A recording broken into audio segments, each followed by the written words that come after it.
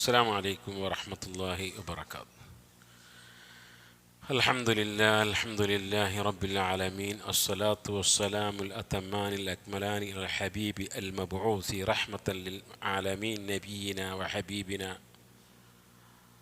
محمد صلى الله عليه وعلى آله وأصحابه وأتباعه بإحسان وأهل بيته الطيبين الطاهرين. رب اشرح لي صدري ويسر لي أمري واحلل عقدة من لساني يفقه قولي. اللهم علمنا ما ينفعنا وانفعنا بما علمتنا وزدنا علما يا رب العالمين. പ്രിയ സഹോദരങ്ങളെ, സഹപ്രവർത്തകരെ, വിശ്വാസിനികളെ, നമ്മൾ എല്ലാ വർഷങ്ങളിലും ഇവിടെ പള്ളി വന്നതിന് ശേഷം റമദാനിൽ ഏകദേശം പരിപൂർണമായി ക്ലാസും നോമ്പുതുറയുമൊക്കെ നടത്തി വരുന്നതാണ്. അല്ലാഹു സുബ്ഹാനഹു വ തആല ഇതിൻ്റെ പിന്നിൽ പ്രവർത്തിക്കുന്ന, ഇതിനു വേണ്ടി പ്രയത്നിക്കുന്ന, സംഭാവനകൾ നൽകുന്ന ആളുകൾക്ക് അർഹമായ പ്രതിഫലം നൽകുമാറാകട്ടെ. ഓരോ ദിവസവും പുതിയ പുതിയ ആളുകൾ വന്ന് നമ്മൾക്ക് ആവശ്യമുള്ള വിഷയങ്ങൾ പഠിപ്പിച്ചു തരികയാണ്. അപ്പോൾ ഈ പള്ളിയിൽ പങ്കെടുക്കുന്ന നിങ്ങളൊക്കെ മഹാഭാഗ്യവാന്മാരാണ്. ഇന്ന് നമ്മൾ പറയുന്നത് ഇസ്ലാം സമാധാനമാണ് എന്നാണ്. ഇത് കേൾക്കുമ്പോൾ തോന്നുന്നു, ഇതിപ്പോൾ എന്താ പറയാൻ? ഇസ്ലാം സമാധാനമാണ് എന്ന് എല്ലാവരും പറയുന്നുണ്ടല്ലോ, ഇനിയിപ്പോൾ എന്തായാലും പ്രത്യേകിച്ച് പറയാനുള്ളത്? അല്ലെങ്കിൽ അത് പറയേണ്ടത് ഇങ്ങനെ ഒരു പള്ളിക്കകത്ത് വെച്ചല്ല ഇസ്ലാം സമാധാനമാണ് എന്ന് പറയുന്നത്. ഒരു പൊതുപ്രഭാഷണത്തിൽ, റോഡ് സൈഡിൽ മറ്റുള്ള മതക്കാർ കേൾക്കുന്ന, അല്ലെങ്കിൽ ഇസ്ലാമിനെ എതിർക്കുന്ന ആളുകൾ കേൾക്കേണ്ട ഒരു പ്രഭാഷണമാണല്ലോ. അപ്പോൾ എന്താ ഈ പള്ളിക്കകത്ത് വെച്ച് ഇങ്ങനെ ഇസ്ലാം സമാധാനമാണ് എന്ന് പറയാൻ? അപ്പോൾ നമ്മൾ മനസ്സിലാക്കേണ്ടത്, ഒന്ന്, ഇതൊക്കെ പറയുന്നുവെങ്കിലും ഈ കാലത്ത് ഇസ്ലാമിനോടുള്ള എതിർപ്പ് കൂടിക്കൂടി വരികയാണ്. എതിർപ്പുകൾ പ്രകടിപ്പിക്കുന്ന ആളുകൾക്കറിയാം ഞങ്ങൾ ഈ ചെയ്യുന്നത് ശരിയല്ല, ഇസ്ലാം തീർത്തും സത്യമാണ് എന്നറിയാം. പിന്നെ എന്തെങ്കിലും രാഷ്ട്രീയ അജണ്ടകൾ കൊണ്ടോ ഭൗതികമായ താല്പര്യങ്ങൾ കൊണ്ടോ ഇസ്ലാമിനെ പ്രതിക്കൂട്ടിൽ നിർത്തണം എന്ന് വിചാരിച്ച് ഇങ്ങനെ എതിർത്തുകൊണ്ടേയിരിക്കുകയാണ്. ഇസ്ലാമിനെ എതിർക്കുന്നു, ഇസ്ലാമിൻ്റെ പ്രവാചകനായ മുഹമ്മദ് നബി സല്ലല്ലാഹു അലൈഹി വസല്ലമയെ എതിർക്കുന്നു, ഇസ്ലാമിൻ്റെ പ്രമാണമായ ഖുർആനെ എതിർക്കുന്നു, ഇസ്ലാമിൻ്റെ പ്രമാണമായ ഹദീസുകളെ പരിഹസിക്കുന്നു. ഇത് ലോകത്ത് മുമ്പില്ലാത്ത വിധം അതിശക്തമായി മുന്നേറുകയാണ്. അതിനുവേണ്ടി വലിയ സാമ്പത്തിക വിനിമയം നടത്തുന്നു. സോഷ്യൽ മീഡിയകൾ, ചാനലുകൾ അതിനുവേണ്ടി ഉപയോഗിക്കപ്പെടുന്നു. ഇത് അറിഞ്ഞോ അറിയാതെയോ മുസ്ലിം നാമധാരികളായ യുവതലമുറകളിൽപ്പെട്ട ആളുകൾ പലപ്പോഴും ഇതിൽ കൊത്തി ദീന് പഠിക്കാത്ത, ദീനിനെ അവഗാഹമായി അറിയാത്ത ആളുകൾക്ക് സംശയമുണ്ടാകുകയും ദീനീ കാര്യങ്ങളിൽ നിന്ന് വിട്ടുനിൽക്കുകയും അവസാനം മുസ്ലിം നാമധാരികളായ നിരീശ്വരവാദികളും സ്വതന്ത്രവാദികളും ഉടലെടുക്കുകയും ചെയ്യും. ഇതൊരു യാഥാർത്ഥ്യമാണ്. ഇങ്ങനെയൊക്കെ ഉണ്ടെങ്കിലും മറ്റൊരു യാഥാർത്ഥ്യമുണ്ട്. ഇസ്ലാം പ്രചരിച്ചുകൊണ്ടേയിരിക്കുന്നു. ഇസ്ലാമിലേക്ക് ആളുകൾ കൂട്ടം കൂട്ടമായി വന്നുകൊണ്ടേയിരിക്കുന്നു. സൗദി അറേബ്യയിലൊക്കെ ജോലി ചെയ്യാൻ അവസരം ലഭിക്കുന്ന ആളുകൾക്കറിയാം, അവിടെ ഗവൺമെൻറ്റിൻ്റെയോ കഫീലിൻ്റെയോ ഉടമസ്ഥൻ്റെയോ നിർബന്ധത്തിനല്ലാതെ ദീന് പഠിച്ച ധാരാളം ആളുകൾ, മതം മനസ്സിലാക്കിയ ആളുകൾ അവിടെയുള്ള ഗൈഡൻസ് സെൻ്ററുകളും ജാലിയാത്തുകളിലും ഇസ്ലാമിനെക്കുറിച്ച് പഠിപ്പിച്ചു കൊടുക്കുന്ന കേന്ദ്രങ്ങളിലുമൊക്കെ പോയി മുസ്ലിങ്ങളല്ലാത്ത ആളുകൾ, മലയാളികൾ, ഹിന്ദിക്കാർ, തമിഴർ, ഫിലിപ്പീൻസ്, അമേരിക്കക്കാർ, പാശ്ചാത്യർ, ഇങ്ങനെയുള്ള നിരവധി ആളുകൾ ഇസ്ലാമിൻ്റെ സത്യവും യാഥാർത്ഥ്യവും അന്തസത്തയും മനസ്സിലാക്കി കടന്നു കൊണ്ടേയിരിക്കുന്നു. സെപ്റ്റംബർ 11 ശേഷം ഇസ്ലാമിനെതിരെ ഒളി അജണ്ട വെച്ച ആളുകൾക്ക് അത് അവരുടെ നെഞ്ഞിലേക്ക് തന്നെ വെക്കപ്പെട്ട ഒരു വെടിയായി മാറി. ഇതാണ് ഇസ്ലാമെങ്കിൽ ഇസ്ലാമിനെക്കുറിച്ചൊന്ന് പഠിക്കണമല്ലോ എന്ന് ഇസ്ലാമിനെക്കുറിച്ച് അറിയാത്ത ആളുകൾ ചിന്തിച്ച് അങ്ങനെ പ്രമാണങ്ങളിലൂടെ പഠിച്ച് മുന്നോട്ട് പോയപ്പോൾ സത്യമാണ് എന്ന് മനസ്സിലാക്കി പാശ്ചാത്യ ലോകത്തുണ്ടായിരുന്ന രാഷ്ട്രീയ നേതാക്കന്മാരും ഇസ്ലാമിനെ എതിർക്കുവാൻ വേണ്ടി സിനിമകളുണ്ടാക്കിയ കാർട്ടൂണുകളൊക്കെ വരച്ച ആളുകൾ തങ്ങൾ അബദ്ധം ചെയ്തുവല്ലോ എന്ന് മനസ്സിലാക്കി ഇസ്ലാമിലേക്ക് വന്ന ആളുകൾ, ഉംറ കർമ്മത്തിന് വേണ്ടി വന്ന ആളുകളൊക്കെ നമ്മൾ നിരവധി കണ്ടു. അപ്പം ഇങ്ങനെ എതിർപ്പുകളും അതിനനുസരിച്ചുള്ള ഇസ്ലാമിലേക്കുള്ള ജനങ്ങളുടെ രംഗപ്രവേശനത്തിൻ്റെ വർധനവും കൂടിക്കൊണ്ടേയിരിക്കുന്നു. വിശുദ്ധ ഖുർആൻ പറയുന്നു, വല്ലാഹീദൂന ലിയുത്ഫിഊ നൂറല്ലാഹി ബിഅഫ്വാഹിഹിം വല്ലാഹു മുതിമ്മു നൂരി വലൗ കരിഹൽ കാഫിറൂൻ. അള്ളാഹുവിൻ്റെ പ്രകാശത്തെ ഊതിക്കെടുത്താൻ അവർ ശ്രമിക്കുന്നു. അടിച്ചമർത്തുവാനും ദുരാരോപണങ്ങൾ പറയുവാനും ഇസ്ലാം വളരെ പഴഞ്ചനാണ്. ഈ 21-ാം നൂറ്റാണ്ടിലേക്ക് പറ്റാത്ത നിയമങ്ങളാണ് 6-ാം നൂറ്റാണ്ടിലുള്ള ഇസ്ലാമിനുള്ളത്. ഇസ്ലാമിൽ യുദ്ധങ്ങളാണ്, ഇസ്ലാമിൽ 4-ലധികം വിവാഹങ്ങളാണ്, ഇസ്ലാമിൽ സ്ത്രീകൾക്ക് സ്വാതന്ത്ര്യമില്ല. ഇസ്ലാമിൻ്റെ പ്രവാചകൻ ഒരു വിവാഹരംഗത്ത് കുത്തഴിഞ്ഞ കാര്യങ്ങൾ ചെയ്ത ആളാണ് എന്ന് പറഞ്ഞ് എന്തൊക്കെയോ പറയുന്നു. യുരീദൂന ലിയുത്ഫിഊ നൂറല്ലാഹ്, അള്ളാഹുവിൻ്റെ പ്രകാശത്തെ ഊതിക്കെടുത്താൻ അവർ ശ്രമിക്കുന്നു. വല്ലാഹു മുതിമ്മു നൂരി, അള്ളാഹ് ആ പ്രകാശം പൂർത്തിയാക്കുക തന്നെ ചെയ്യും. വലൗ കരിഹൽ കാഫിറൂൻ, സത്യനിഷേധികൾക്ക് എത്രമാത്രം വെറുപ്പുണ്ടായിരുന്നാലും ശരി, എത്രമാത്രം അറച്ചാലും ശരി, അള്ളാഹ് ഇത് പൂർത്തിയാക്കുക തന്നെ ചെയ്യുമെന്നാണ്. നബി സല്ലല്ലാഹു അലൈഹി വസല്ലം പറഞ്ഞു, ഇസ്ലാം ദീൻ ഭൂമുഖത്ത് അത് പ്രകടമാകും.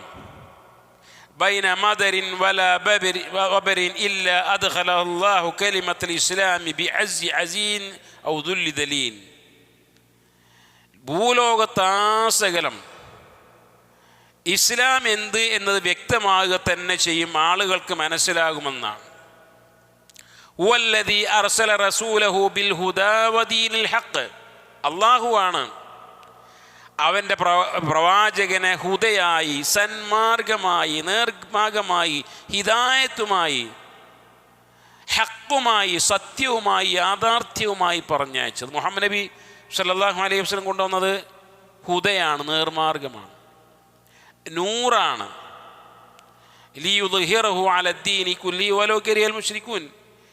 മുശ്രിക്കുകളും കാഫിറുകൾക്കും എത്രമാത്രം എതിർത്താലും ശരി, മുഹമ്മദ് നബി സല്ലല്ലാഹു അലൈഹി വസല്ലമ കൊണ്ടുവന്ന ഹിദായത്തും ഹക്കും അത് യാഥാർത്ഥ്യമായി വിജയിക്കുക തന്നെ ചെയ്യുമെന്ന് വിശുദ്ധ ഖുർആൻ തന്നെ പറയുന്നുണ്ട്. അതേപോലെ തന്നെ എന്തുകൊണ്ടാണ് ഇങ്ങനെ ഇസ്ലാം വിജയിക്കും, ഇസ്ലാം പരസ്യമാകും, ഇസ്ലാമിനെ പുൽകാൻ ആളുകൾ വെമ്പൽ കൊള്ളും? അത് ഇസ്ലാം എന്ന് പറഞ്ഞാൽ അള്ളാഹുവിൻ്റെ മതമാണ്. എന്തുകൊണ്ടാണ്?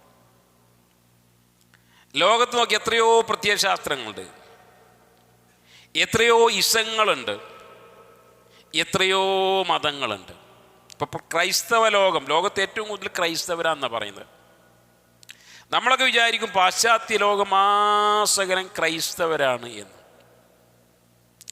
എന്നാൽ ക്രൈസ്തവത എന്ന് പറഞ്ഞ് പാശ്ചാത്യ ലോകത്ത് വളരെ കുറവുള്ളൂ. അധികവും സ്വതന്ത്രവാദികളാണ്, മതമില്ലാതെ കുത്തഴിഞ്ഞ് ജീവിക്കുന്ന ആളുകൾ. കാരണം അവർക്കറിയാം അവരുടെ മതം എന്ന് പറഞ്ഞാൽ അതിൽ പല യാഥാർത്ഥ്യങ്ങളും ഉൾക്കൊള്ളുന്നില്ല. ബുദ്ധിക്കെതിരായി അല്ലെങ്കിൽ മനുഷ്യൻ്റെ പ്രകൃതിക്കെതിരായുള്ള നിയമങ്ങളാണ് അതിൽ ഉള്ളത് എന്നുകൊണ്ട് അവർ കൈയൊഴിച്ചു. എന്നാൽ ഇസ്ലാമിൻ്റെ പ്രത്യേകത, ആരാണോ മനുഷ്യനെ ഉണ്ടാക്കിയത്, ആരാണോ മനുഷ്യൻ്റെ ഹൃദയങ്ങളെയും പ്രകൃതിയെയും മനസ്സിനെയും ഉണ്ടാക്കിയത്, ആ അള്ളാഹുവിൻ്റെ മതമാകുന്നു ഇസ്ലാം എന്ന. ഇന്നദ്ദീന ഇൻദല്ലാഹിൽ ഇസ്ലാം, അള്ളാഹുവിൻ്റെ അടുക്കൽ സ്വീകാര്യോഗ്യമായ മതം ഇസ്ലാം മാത്രമാകുന്നു എന്നാണ്.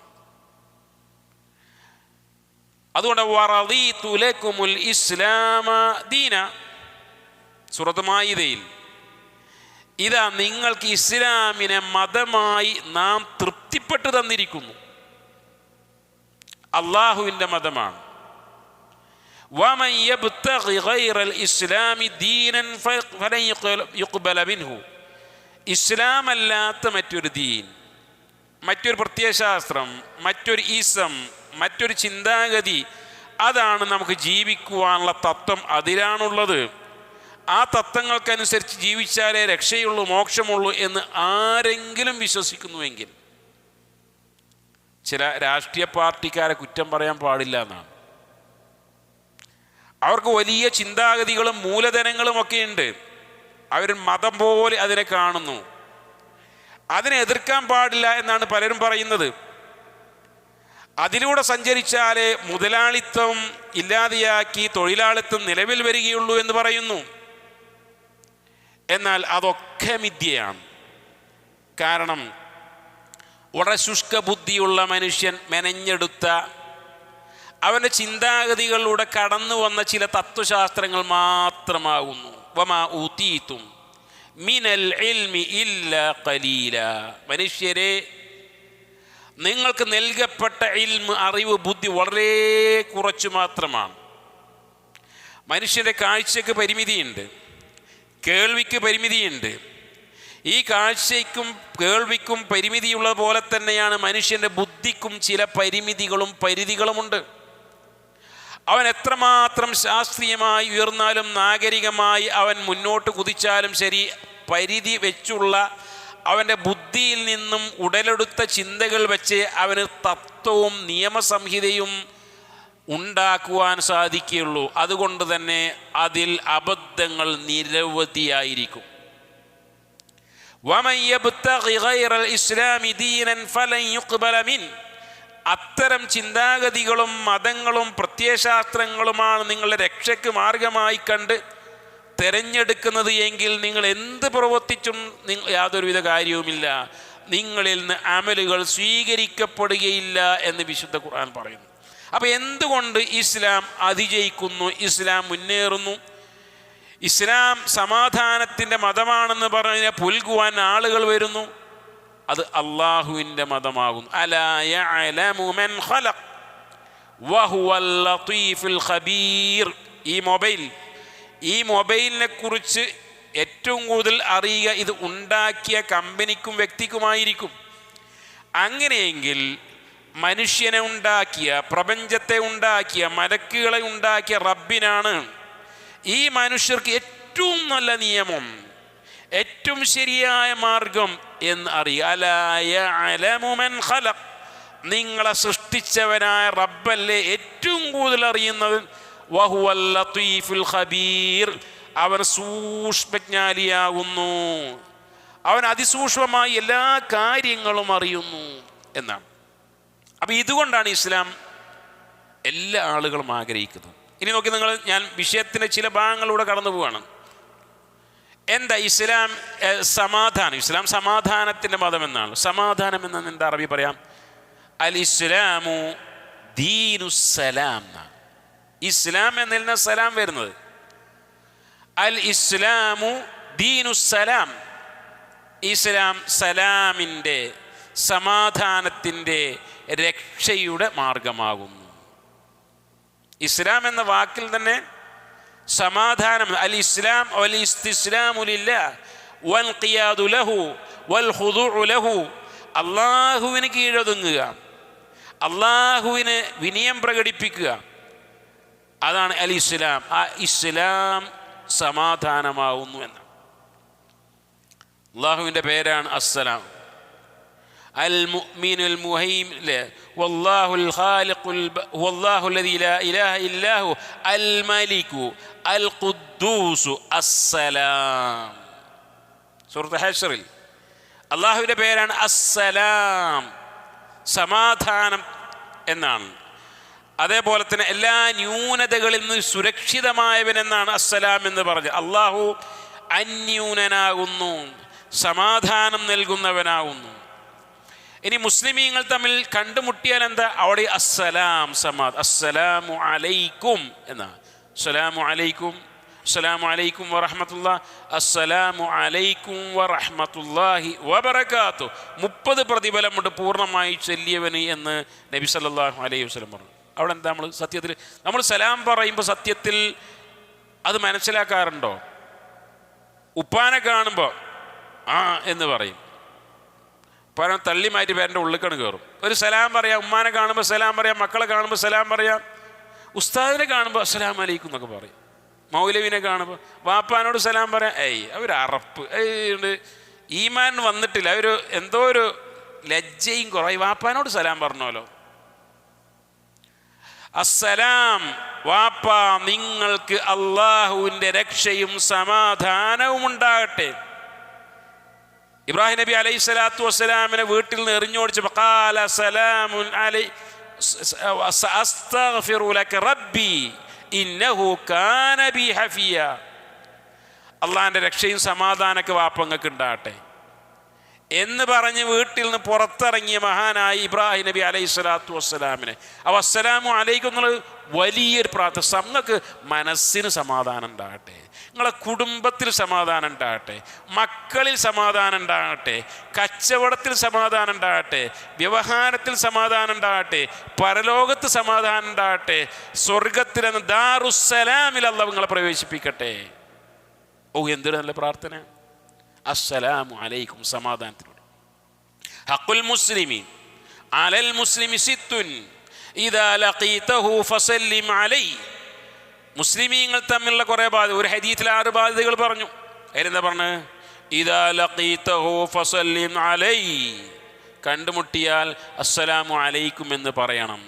നമ്മൾ ആധുനികരാണ്, സലാം പറയാൻ മടിയാണ്.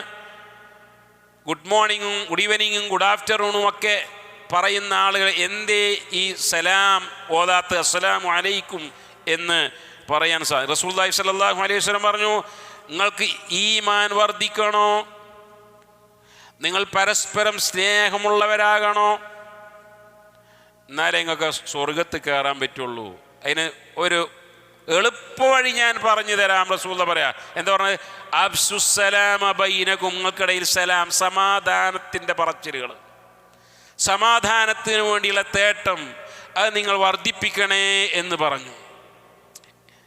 ഇങ്ങനെയുള്ള മുസ്ലിങ്ങൾക്കൊക്കെ നാളെ പരലോകത്ത് ചെന്ന് ചേരാനുള്ള സ്വർഗത്തെക്കുറിച്ച് പറഞ്ഞപ്പോൾ ലഹും ദാറുസ്സലാമി ഇൻദ റബ്ബിഹിം, അവർക്ക് ദാറുസ്സലാം ഉണ്ട്, അവിടെ സമാധാനത്തിൻ്റെ ഗേഹം, സമാധാനത്തിൻ്റെ ലോകം എന്നാണ്. ലാ യസ്മഊന ഫീഹാ ലഗ്വൻ വലാ കിദ്ദാബ, അവിടെ കളവ് കേൾക്കില്ല, പഴിവാക്ക് കേൾക്കില്ല, അസമാധാനത്തിൻ്റെ വർത്തമാനമില്ല. ഇല്ലാ ഖീലൻ സലാമൻ സലാമാ, സമാധാനത്തിൻ്റെ വർത്തമാനം. അമ്മായി പോരില്ല, ചക്കോളത്തി പോരില്ല, നാത്തും പോരില്ല, പുതിയാപ്പിളയും പുതിയണ്ണും തമ്മിൽ തർക്കങ്ങളില്ല, ജ്യേഷ്ഠനനിയും സ്വത്ത് തർക്കങ്ങളില്ല, ഒന്നുമില്ല. ഇല്ലാ ഖീലൻ സലാമൻ സലാമാ, സലാം സലാം സലാം. അതേപോലെ തന്നെ വിശുദ്ധ ഖുർആൻ പറഞ്ഞു, മലക്കുകൾ പരലോകത്ത് പ്രാർത്ഥിക്കണം, സലാമുൻ അലൈക്കും തിബ്തും ഫദ്ഖുലൂഹാ ഖാലിദീൻ. സ്വർഗത്തിലേക്ക് ആദ്യമായി പ്രവേശിക്കുമ്പോൾ ആ കവാടങ്ങളിൽ വെച്ച് മലക്കുകൾ പറയും സമാധാനത്തിൻ്റെ വർത്തമാനമാണ്. എന്താ പറഞ്ഞത്? സലാമുൻ അലൈക്കും, നിങ്ങൾക്ക് സമാധാനമാണ്. സ്വർഗലോകത്ത് തിബ്തും, ഹൃദയമൊക്കെ ശുദ്ധി വരുത്തി നല്ലവരായി ഹൃദ്യരായി നിങ്ങൾ പ്രവേശിച്ചു കൊള്ളുക എന്നാണ്. അള്ളാഹുവിൻ്റെ വാക്കെന്താണ്? അള്ളാഹുവിൻ്റെ വാക്ക് സലാമുൻ സലാമുൻ ഖൗലൻ മിർ റബ്ബിർ റഹീം. അള്ളാഹു പോലും സലാം, സുരക്ഷിതമായതും സമാധാനമായതും ആണ് പറയുന്നത്. തഹിയ്യത്തുഹും ഫീഹാ സലാം യൗമ യൽഖൗന. മുസ്ലിമീങ്ങൾ, സ്വർഗവാസികൾ പരസ്പരം പറയുന്നത് സലാമാണ്. അതേപോലെ ലൈലത്തുൽ ഖദറിനെ കുറിച്ച് പറഞ്ഞപ്പോൾ സലാമുൻ ഹിയ ഹത്താ മത്ലഇൽ ഫജ്ർ, പ്രഭാതോദയം വരെ സലാമായിരിക്കുമെന്നാണ്. ഇങ്ങനെ കുറേ ആയത്തുകളും ഹദീസുകളും ഒക്കെ സലാമിനെ കുറിച്ച്, സമാധാനത്തെക്കുറിച്ച് പറയുന്നു. അത് മുസ്ലിമീങ്ങൾ തമ്മിൽ അഭിവാദ്യമാണ്. ഈമാൻ വർദ്ധിക്കുവാൻ കാരണമാണ്. അള്ളാഹുവിൻ്റെ സലാമോദലാണ്, മലക്കുകൾ സലാം അർപ്പിക്കലാണ്, സ്വർഗലോകത്ത് സ്വർഗവാസികൾ പരസ്പരം സലാം പറയലാണ്. എല്ലാം ഈ സലാമിന് എതിരായി, സമാധാനത്തിന് എതിരായി ഒന്നുണ്ടാകാൻ പാടില്ല. വാക്കിലും നോക്കിലും പ്രവൃത്തിയിലും റസൂൽ പറഞ്ഞു, അൽ മുസ്ലിമു മൻ സലിമൽ മുസ്ലിമൂന മിൻ ലിസാനിഹി വയദിഹി. ഒരു മുസ്ലിം എന്ന് പറഞ്ഞ യഥാർത്ഥ മുസ്ലിം, അവൻ്റെ കയ്യിൽ നിന്നും നാവിൽ നിന്നും മറ്റ് മുസ്ലിമീങ്ങൾ സലീമായിരിക്കണം, സുരക്ഷിതരായിരിക്കണം. ഗീബത്തും നമീമത്തും പരദൂഷണവും കളവും ചതിയും വഞ്ചനയും അസൂയയും ഒന്നും ഉണ്ടാകാൻ പാടില്ല. സമാധാനം നൽകുന്നവരാകണം. ഒരു ഹദീസ് റസൂൽ പറഞ്ഞു, ലാ തഹാസദൂ, നിങ്ങൾ പരസ്പരം അസൂയ വെച്ച് പുലർത്തരുത്. വലാ തനാജശൂ, ചതിക്കച്ചവടങ്ങൾ നടത്തരുത്. വലാ തദാബറൂ, പിണങ്ങി പിന്തിരിയാൻ പാടില്ല. വലാ തബാഗദൂ, നിങ്ങൾ പരസ്പരം കോപിക്കാൻ പാടില്ല. വലാ യബിഅ ബഅദുകും അലാ ബൈഇ ബഅദ്, ഒരാൾ കച്ചവടം ചെയ്തു എന്നറിഞ്ഞിട്ട് അതിൻ്റെ മുകളിൽ ക്യാഷ് പറഞ്ഞ് ആ കച്ചവടത്തെ കുളമാക്കാൻ പാടില്ല. വകൂനു ഇബാദല്ലാഹി ഇഖ്വാന, നിങ്ങളൊക്കെ അള്ളാഹുവിൻ്റെ പരസ്പരം സ്നേഹമുള്ള സാഹോദര്യമുള്ള സഹോദരന്മാരായിത്തീരുക, അടിമകളായിത്തീരുക എന്ന് പറഞ്ഞു. എന്നിട്ടോ അൽ മുസ്ലിമു അഖുൽ മുസ്ലിം, ഒരു മുസ്ലിം മറ്റൊരു മുസ്ലിമിൻ്റെ സഹോദരനാണ്. ലാ യദ്ലിമുഹു, അവനെ ആക്രമിക്കാൻ പാടില്ല. വലാ യഖ്ദുലുഹു, അവനെ നിന്ദിക്കാൻ പാടില്ല. വലാ യഹ്ഖിറുഹു, അവനെ നിസ്സാരമാക്കാൻ പാടില്ല. കുല്ലുൽ മുസ്ലിം അൽ മുസ്ലിം ഹറാം, ഒരു മുസ്ലിമിന് മറ്റൊരു മുസ്ലിമിൻ്റെ രക്തം, ധനം, അഭിമാനം അതെല്ലാം പവിത്രമാകുന്നു എന്നാണ്. ഇങ്ങനെ ജീവിക്കണം, അപ്പോഴേ സമാധാനം ഉണ്ടാകുള്ളൂ. അങ്ങനെ നോക്കുമ്പോഴേ ലോകത്തിന് നമ്മളെ നോക്കി മുസ്ലിങ്ങൾ സമാധാനപ്രിയരാണ്, ഇസ്ലാം സമാധാനത്തിൻ്റെ മതമാണ് എന്ന് പറയാൻ സാധിക്കുള്ളൂ. സഹോദരങ്ങളെ, ഇതൊക്കെ ഇപ്പോൾ ഈ പറഞ്ഞ കാര്യങ്ങളൊക്കെ എല്ലാ ആളുകൾക്കും അറിയുന്നതാണ്. നമ്മളെ ഈ ക്ലാസ്സിൽ മറ്റൊരു തലത്തിലൂടെയാണ് നമ്മൾ പോകാൻ ഉദ്ദേശിക്കുന്നത്. അതായത് അള്ളാഹുവിൻ്റെ ദീനാവുന്ന പരിശുദ്ധ ദീൻ ഇസ്ലാം, അതിലുള്ള നിയമങ്ങൾ മുഴുവൻ എന്തെല്ലാം ഇസ്ലാമിനെ എതിർക്കുന്നുണ്ടോ, എന്തെല്ലാം വിമർശനങ്ങളുണ്ടോ, ആ വിമർശനങ്ങളൊക്കെ മുന്നിൽ വെച്ചുകൊണ്ട് തന്നെ അതൊക്കെ മനുഷ്യരാശിക്കുള്ള സമാധാനത്തിൻ്റെയും നന്മയുടെയും സന്ദേശങ്ങളാണ് എന്ന് പറയാൻ കഴിയും.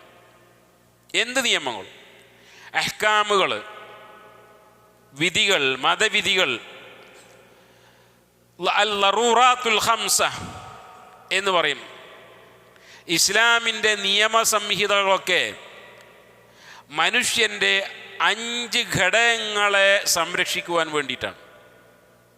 ഇസ്ലാമിൽ ഓരോന്നും എടുത്തു കൊണ്ടുവരികയാണെങ്കിൽ അത് മനുഷ്യൻ്റെ 5 ഘടകങ്ങളെ സംരക്ഷിക്കുവാൻ വേണ്ടിയിട്ടാണ് മനസ്സിലാക്കാൻ സാധിക്കും. ഒന്ന്, ഹിഫ്ദുദ്ദീൻ, വഹിഫ്ദുൻ നഫ്സ്, വഹിഫ്ദുൻ നസ്ൽ, വഹിഫ്ദുൽ അഖ്ൽ, വഹിഫ്ദുൽ മാൽ. ഈ 5 കാര്യത്തിൻ്റെ സുരക്ഷിതത്വത്തിന് വേണ്ടിയാണ് ഇസ്ലാം ദീൻ. അതിലൊന്ന് ഹിഫ്ദുദ്ദീൻ, മതത്തിൻ്റെ സുരക്ഷിതത്വം. മതം നിലനിൽക്കണം, അതിനുവേണ്ടി ഇസ്ലാമിൽ കുറേ നിയമങ്ങളുണ്ട്. ഹിഫ്ദുൽ നഫ്സ്, മനുഷ്യരുടെ ശരീരം, മനുഷ്യൻ നിലനിൽക്കണം, അതിനുവേണ്ടിയാണ് ഇസ്ലാമിലെ കുറേ നിയമങ്ങൾ. വഹിഫ്ദുൻ നസ്ൽ, വംശപരമ്പര, മനുഷ്യകുലം, മനുഷ്യരാശി നിലനിൽക്കണം, അതിനു വേണ്ടിയാണ് കുറേ നിയമങ്ങൾ. വഹിഫ്ദുൽ അഖ്ൽ, മനുഷ്യൻ്റെ ബുദ്ധി സുരക്ഷിതമായിരിക്കണം, അതിനു വേണ്ടിയ കുറേ നിയമങ്ങൾ. വഹിഫ്ദുൽ മാൽ, മനുഷ്യൻ്റെ ധനം സുരക്ഷിതമായിരിക്കണം. മറ്റു ചിലതിൽ വഹിഫ്ദുൽ ഇർള്, മനുഷ്യൻ്റെ അഭിമാനത്തിന് ഒരു സുരക്ഷിതത്വം ഉണ്ടായിരിക്കണം. ഇസ്ലാമിലെ ഏത് നിയമങ്ങൾ എടുത്ത് നോക്കി അതൊക്കെ ഈ പറഞ്ഞ ഈ 5 എണ്ണത്തിലേക്ക് ചുരുക്കുവാൻ സാധിക്കും. അപ്പോൾ ഇസ്ലാം പഴഞ്ചനല്ല. ഇസ്ലാം 6-ാം നൂറ്റാണ്ടിലേക്ക് മാത്രമുള്ള മതമല്ല. വിമർശിക്കുന്ന വിമർശകന്മാരോട് നമ്മൾ പറയാൻ സാധിക്കും, നിങ്ങൾ എന്താണോ വിമർശിക്കുന്നത് അതെടുത്ത് ഈ 6 എണ്ണത്തിലേക്ക് അത് കൊണ്ടുവരുവാൻ സാധിക്കുമെന്നാണ്. നോക്കുക നിങ്ങൾ, ഒന്ന്, മനുഷ്യൻ്റെ മതം ഇസ്ലാം ദീൻ അത് സംരക്ഷിക്കപ്പെടണം. അതിനു വേണ്ടിയാണ് ഇസ്ലാമിൽ കുറേ നിയമങ്ങൾ. തുടക്കത്തിലെ സൂചിപ്പിച്ചു, അള്ളാഹുവിൻ്റെ അടുക്കൽ സ്വീകാര്യോഗ്യമായ മതം എന്ന് പറഞ്ഞ ഇസ്ലാം ദീൻ എന്നാണ്. അവിടെ ഇസ്ലാം എന്ന് പറയുമ്പോൾ മുഹമ്മദ് നബി സല്ലല്ലാഹു അലൈഹി വസല്ലമ അവസാന കാലത്ത് കൊണ്ടുവന്ന ഒരു ദീൻ എന്നല്ല, മറിച്ച് പ്രവാചകന്മാരെല്ലാവരും വിളംബരം ചെയ്ത, പ്രഖ്യാപിച്ച, പ്രബോധനം ചെയ്ത മതം ഇസ്ലാം ദീനായിരുന്നു. ഖുർആൻ പറഞ്ഞു, മകാന ഇബ്രാഹീമു യഹൂദിയ്യം വലാ നസ്രാനിയ വലാകിൻ കാന ഹനീഫൻ മുസ്ലിമൻ. ഇബ്രാഹിം നബി അലൈഹി സ്വലാത്തു വസ്സലാം ജൂതനോ ക്രൈസ്തവനോ ആയിരുന്നില്ല. ആ മതങ്ങളൊക്കെ വ്യക്തികളിലേക്കും സ്ഥലനാമങ്ങളിലേക്കും ചേർക്കപ്പെട്ടതാണ്. നസ്വാറ എന്ന നസ്രത്ത് പട്ടണത്തിലേക്ക് ചേർത്ത നസ്രാനി മതം, യഹൂദ എന്ന് പറയും യഹൂദ എന്ന വ്യക്തിയിലേക്ക് ചേർക്കപ്പെട്ട മതമാണ് യഹൂദ മതം. ഇങ്ങനെയുള്ള ഒരാളായിരുന്നില്ല ഇബ്രാഹിം നബി അലൈഹി സ്വലാത്തു വസ്സലാം. വലാകിൻ കാന ഹനീഫൻ മുസ്ലിമൻ, വക്രതകളില്ലാത്ത, വളച്ചുകെട്ടലുകളില്ലാത്ത ഒരു യഥാർത്ഥ മുസ്ലിമായിരുന്നു ഇബ്രാഹിം നബി അലൈഹി സ്വലാത്തു വസ്സലാം. അപ്പോൾ ഇബ്രാഹിം നബിയുടെ ദീൻ ഏതാണ്? ഇസ്ലാം ദീനാണ്. എല്ലാ പ്രവാചകന്മാരുടെയും മതം ഇസ്ലാം ദീനാണ്. ആ മതത്തിൽ അനുയായികൾ പിൽക്കാലത്ത് കൂട്ടിച്ചേർക്കലുകളും ഒഴിവാക്കലുകളും നടത്തിയപ്പോൾ അന്തിമ പ്രവാചകനായി മുഹമ്മദ് നബി സല്ലല്ലാഹു അലൈഹി വസല്ലമ തങ്ങൾ വന്നു ആ ഇസ്ലാം ദീനുമായിട്ട്. അതാണ് അള്ളാഹു തൃപ്തിപ്പെട്ട മതമെന്നാണ്. ഇനി നോക്കി നിങ്ങൾ, ആ ഒരു ഇസ്ലാം ദീൻ എന്തൊരു സമാധാനമാണ് നമുക്ക് നൽകുന്നത്, എന്തൊരു ആശ്വാസമാണ് നൽകുന്നത്. ആ ദീൻ നിലനിൽക്കൽ ലോകത്തിൻ്റെ ആവശ്യമാണ്. ഇസ്ലാം നിലനിൽക്കൽ, ഇവിടെ മതം സംരക്ഷിക്കപ്പെടണം എന്ന് പറയുമ്പോൾ ഉദ്ദേശം ഇസ്ലാം മതം എന്നാണ്. ലോകത്തെ എല്ലാ മതങ്ങളും അതിനെ പ്രൊമോട്ട് ചെയ്ത് അതിനെ പ്രോത്സാഹിപ്പിച്ചു, അതും നിലനിൽക്കണം, അതിനുവേണ്ടി പ്രയത്നിക്കണം എന്ന അർത്ഥത്തിലല്ല. അത് അതിൻ്റെ ആളുകൾ നോക്കിക്കൊള്ളും. നിലനിൽക്കേണ്ടത് ഇന്നദ്ദീന ഇൻദല്ലാഹിൽ ഇസ്ലാം, അള്ളാഹുവിൻ്റെ മതമാകുന്ന ഇസ്ലാമാണ്. എന്തൊരു സമാധാനം നോക്കി നിങ്ങൾ. അള്ളാഹിനെ കുറിച്ച് നമ്മൾ മനസ്സിലാക്കുമ്പോൾ, ഒരാൾ അള്ളാഹുവിനെ കുറിച്ച് മനസ്സിലാക്കുമ്പോൾ എന്തോ ഒരു സമാധാനമാണ്. അള്ളാഹുവിൻ്റെ അസ്മാ സിഫാത്തുകളെ കുറിച്ച് പഠിക്കുമ്പോൾ എന്തൊരു സമാധാനമാണ്. എല്ലാം യഅലമു ഖായിനത്തുൽ അഅ്യുനി വമാ തുഖ്ഫി സുദൂർ, കണ്ണിൻ്റെ കട്ടുനോട്ടങ്ങളും ഹൃദയത്തിൻ്റെ മന്ത്രങ്ങളും അറിയുന്ന റബ്ബ്. വമൻ യഅമൽ മിസ്ഖാല ദർറത്തിൻ ഖൈറൻ യറ, അണുമണി തൂക്കം നന്മ ചെയ്താൽ അതിന് പ്രതിഫലം നൽകുന്ന, അണുമണി തൂക്കം തിന്മ ചെയ്താൽ അതിന് പ്രതിഫലം നൽകുന്ന റബ്ബ്. അർ റഹ്മാൻ, പരമകാരുണ്യകനായ റബ്ബ്. വാസിഉൽ മഗ്ഫറ, വിശാലമായി പാപമോചനങ്ങൾ നൽകുന്ന റബ്ബ്. അത്തവാബ്, അങ്ങേയറ്റത്തെ പശ്ചാത്താപം സ്വീകരിക്കുന്ന റബ്ബ്. അൽ വദൂദ്, അങ്ങേയറ്റ സ്നേഹനിധിയായ റബ്ബ്. അങ്ങനെയുള്ള ഇസ്ലാം പഠിപ്പിക്കുന്ന റബ്ബിനെ കുറിച്ച് അറിയുമ്പോൾ എന്തോ ഒരു സമാധാനമാണ്. അതുകൊണ്ട് കവി പറഞ്ഞത്, ഞാനിതാ ഉയർന്നുയർന്ന് കാർത്തിക നക്ഷത്രം വരെ പൊങ്ങി, ഞാൻ വിഹായസിലേക്ക് പൊങ്ങി. എന്താണ്? ഞാൻ അങ്ങനെയുള്ള ഒരു റബ്ബിൻ്റെ അടിമയാണല്ലോ, മുഹമ്മദ് സല്ലല്ലാഹു അലൈഹി വസല്ലം എൻ്റെ ദൂതനാണല്ലോ എന്ന് മനസ്സിലാക്കിയപ്പോൾ ഞാൻ പൊങ്ങി പൊങ്ങി കാർത്തിക നക്ഷത്രം വരെ ഉയർന്നു എന്നാണ്. ഇസ്ലാമിലെ ഖദാ ഖദർ മനസ്സിലാക്കുമ്പോൾ എന്തൊരു സമാധാനമാണ്. അല്ലാഹുമ്മ ലാ മാനിഅ ലിമാ അഅതൈത വലാ മുഅതിയ ലിമാ മനഅത, അള്ളാഹുവെ നീ നൽകുന്നതിനെ തടയുവാനോ നീ തടഞ്ഞതിനെ നൽകുവാനോ ലോകത്താർക്കും സാധ്യമല്ല. കച്ചവടത്തിൽ വലിയ നഷ്ടം സംഭവിച്ചാൽ, പണിക്കാരൻ പെട്ടെന്ന് പണക്കാരനായി കഴിഞ്ഞാൽ അവിടെ അഹങ്കാരമില്ല. അതേപോലെ തന്നെ അവൻ സൂയിസൈഡ് ചെയ്യേണ്ട ആവശ്യമില്ല. ഖുലില്ലാഹുമ്മ മാലിക്കൽ മുൽകി തുഅ്തിൽ മുൽക മൻ തശാഉ വതൻസിഉൽ മുൽക മിമ്മൻ തശാ, രാജാതിരാജനായ റബ്ബേ, നീ ഉദ്ദേശിക്കുന്ന ആളുകൾക്ക് ഇസ്സത്ത് നൽകുന്നു, നീ ഉദ്ദേശിക്കുന്ന ആളുകളിൽ നിന്നും പ്രതാപം ഊരിയെടുക്കുന്നു.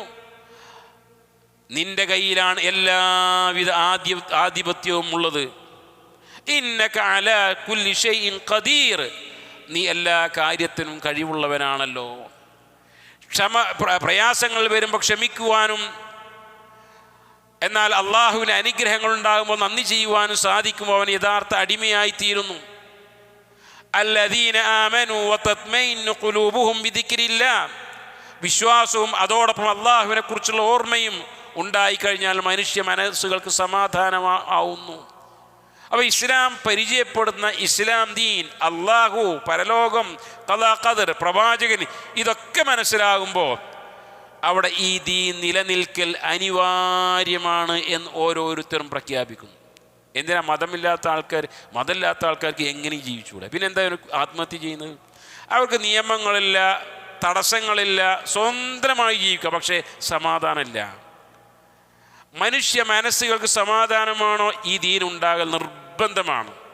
തെറ്റ് ചെയ്താൽ പിടിക്കപ്പെടും, തെറ്റ് ചെയ്താൽ ശിക്ഷിക്കപ്പെടും, സ്വർഗമുണ്ട്, നരകമുണ്ട്, ഖബറുണ്ട്, വിചാരണയുണ്ട്, മഹ്ശറുണ്ട് എന്നൊരു വിശ്വാസം ഉള്ളിലേക്ക് കടന്നു ചെന്ന് കഴിഞ്ഞാൽ അവിടെ പോലീസിൻ്റെയും പട്ടാളത്തിൻ്റെയും അതേപോലെ തന്നെ കാവൽക്കാരൻ്റെയും ഒന്നും ആവശ്യമില്ല.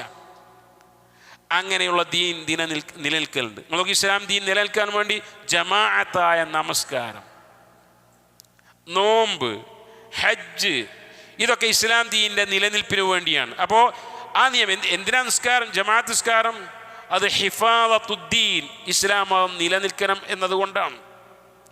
അപ്പോൾ ഒന്നാമത്തെ കാര്യം ഹിഫാദത്തുദ്ദീൻ, മതം നിലനിൽക്കണം എന്നുള്ളതാണ്. രണ്ടാമത് നമ്മൾ മനസ്സിലാക്കേണ്ടത് ഹിഫ്ലുൻ നഫ്സ്. ഇതോടൊപ്പം മനസ്സിലാക്കേണ്ട ഒന്ന്, ഇവിടെ ഇസ്ലാം ദീൻ നിലനിൽക്കണം എന്ന് പറയുമ്പോൾ അതിൻ്റെ അർത്ഥം മറ്റു മതങ്ങളൊക്കെ വൈരാഗ്യത്തോടുകൂടി കാണണമെന്നോ അതിൻ്റെ അനുയായികളോട് കോപം പ്രകടിപ്പിക്കണമെന്നോ യുദ്ധം ചെയ്യണമെന്നോ എന്നല്ല.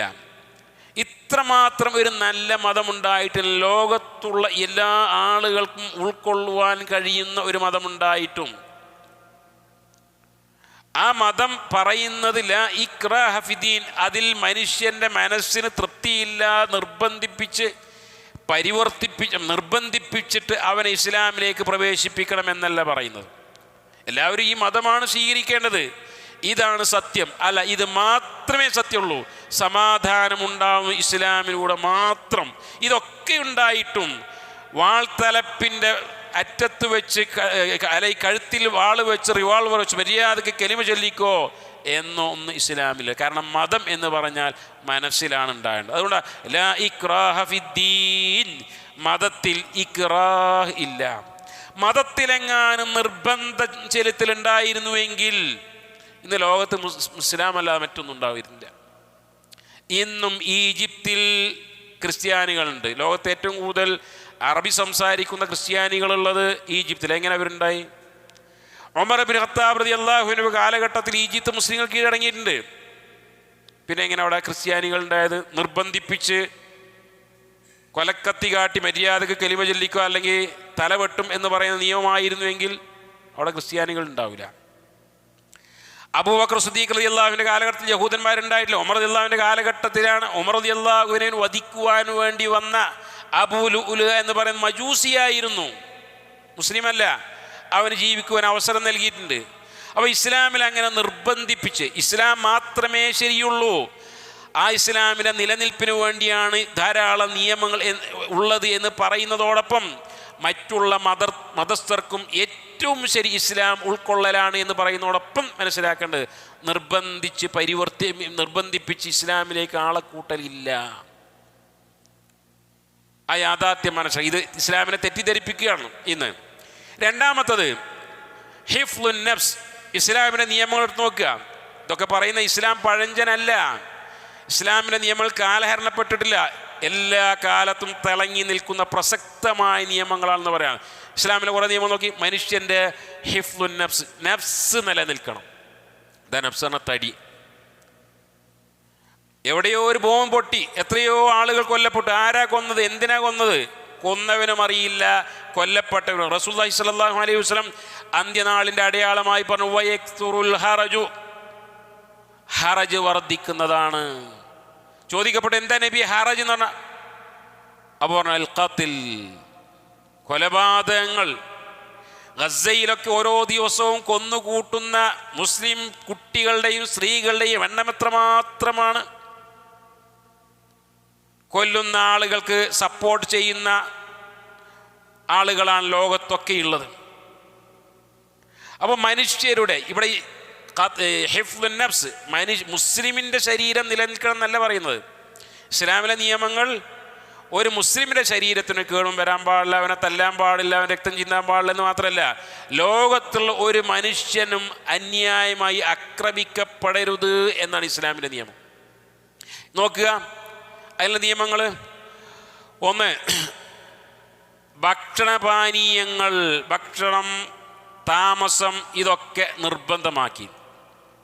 അതിൽപ്പെട്ട നഫഖ, കർമ്മശാസ്ത്ര ഗ്രന്ഥങ്ങൾ എടുത്ത് നോക്കിയാൽ കിതാബുൻ നഫഖാത്ത് എന്ന് കാണാൻ കഴിയും. കിതാബു സ്വലാത്ത്, കിതാബ് നോമ്പിനെ കുറിച്ച്, സക്കാത്തിനെ കുറിച്ച്, നിസ്കാരത്തെക്കുറിച്ച്, ഹജ്ജിനെ കുറിച്ച് പറയുന്ന ഒരു അധ്യായമാണ് കിതാബുൻ നഫഖാത്ത്. ചെലവിന് കൊടുക്കണം. സൂറത്ത് അൽ ബഖറയിൽ വൽവാലിദാതു യുർദിഅന ഔലാദഹുന്ന ഹൗലൈനി കാമിലൈനി ലിമൻ അറാദ അൻ യുതിമ്മ റളഅ. മാതാപിതാക്കൾ മക്കൾക്ക് 2 വർഷം മുല കൊടുക്കണം, മുലപ്പാൽ കൊടുക്കണം, നഫഖത്ത് കൊടുക്കണം, ചെലവിന് കൊടുക്കണം. ഇനി അവർ 2 പേരും തീരുമാനിച്ച് ഞങ്ങൾ കൊടുക്കുന്നില്ല, മറ്റൊരുത്തിയെ കൊണ്ട് കൊടുപ്പിക്കുക എന്നാണ് ഉദ്ദേശിക്കുന്നത്, കുഴപ്പമില്ല. പക്ഷേ ആ കൂലിക്ക് വേണ്ടി മുലയൂട്ടുന്ന സ്ത്രീക്ക് അതിനുള്ള നഫഖത്ത് കൊടുക്കണം. ഓരോരുത്തരും അവിടെ കഴിവനുസരിച്ച് നഫഖത്തിനെ കുറിച്ച് പറയുന്നു. എന്തിനാ ഈ ഖുർആൻ ഇത് ചർച്ച ചെയ്യുന്നത്? മനുഷ്യ ശരീരം നിലനിൽക്കണം. ഇപ്പോൾ ഇന്നും പേപ്പറിൽ കണ്ടു, ഗസയിലെ ഭൂരിപക്ഷം കുട്ടികളും ഭക്ഷണം കിട്ടാതെ മരണത്തിൻ്റെ വക്കിലാണ് എന്നാണ്. ആധുനിക ലോകം, പാശ്ചാത്യ ലോകം, സാംസ്കാരിക ലോകം, പാശ്ചാത്യർ അവരിങ്ങനെ അന്തസ്സോടെ നിൽക്കുകയാണ് ഇസ്ലാമിനെ വിമർശിച്ചുകൊണ്ട്. ഇവിടെ ഇസ്ലാമിൻ്റെ വിധി എന്താണ്? മുസ്ലിം കുട്ടികൾ, അവരുടെ മുസ്ലിം ഉമ്മമാർ അവരുടെ കുട്ടികൾക്ക് 2 വർഷം മുല കൊടുക്കണമെന്നല്ല, ലോകത്തിൻ്റെ നിയമമായി പറയാണ്. ഒരു മാതാവ് കുഞ്ഞിന് 2 വർഷം മുല കൊടുക്കണം. എന്തിനാ? ആ കുട്ടി ജീവനോടുകൂടി ആ കുട്ടിയുടെ നഫ്സ് പരിഗണിക്കണമെന്നാണ്. അതേപോലെ തന്നെ ഭർത്താക്കന്മാർ ഭാര്യയ്ക്കും കുട്ടിക്കും ചെലവിന് കൊടുക്കണമെന്നാണ്. ചെലവിന് കൊടുക്കണം. അതുകൊണ്ട് സക്കാത്തിനെ കുറിച്ച് ചർച്ച ചെയ്യുന്ന ബാബിൽ കാണാൻ സാധിക്കും, ഭാര്യ വലിയ പണക്കാരിയാണ്, ഭർത്താവ് സാധുവാണ്. അവൾക്ക് പറയാം, എൻ്റെ കാശ് ഞാൻ തൊടില്ല. നിങ്ങൾ ഭർത്താവാ, നിങ്ങളെന്നെ എനിക്ക് ചെലവിന് തരണ്ട്, നിങ്ങളെന്നെ നോക്കണ്ട്, എൻ്റെ കുട്ടികളെ നോക്കണ്ട്, എൻ്റെ ചികിത്സ, എൻ്റെ ഭക്ഷണം, എൻ്റെ താമസം, കുട്ടികളതൊക്കെ നിങ്ങൾ നോക്കണം. എനിക്ക് പൈസ ഉണ്ട്, ശരിയാ, ഞാൻ തൊടൂല. വേണമെങ്കിൽ എൻ്റെ സക്കാത്തിനൊരു വശം നിങ്ങൾക്ക് തരാം എന്ന് പറയാം. അവിടെ ഭർത്താവിന് നഫഖത്ത് കൊടുക്കണം എന്ന് പറഞ്ഞു. ഏതുവരെ? ഒരാൾ അവൻ്റെ ഉമ്മയോടാണ് ഏറ്റവും വലിയ ബാധ്യത, പിന്നെ വാപ്പയോടാണ്.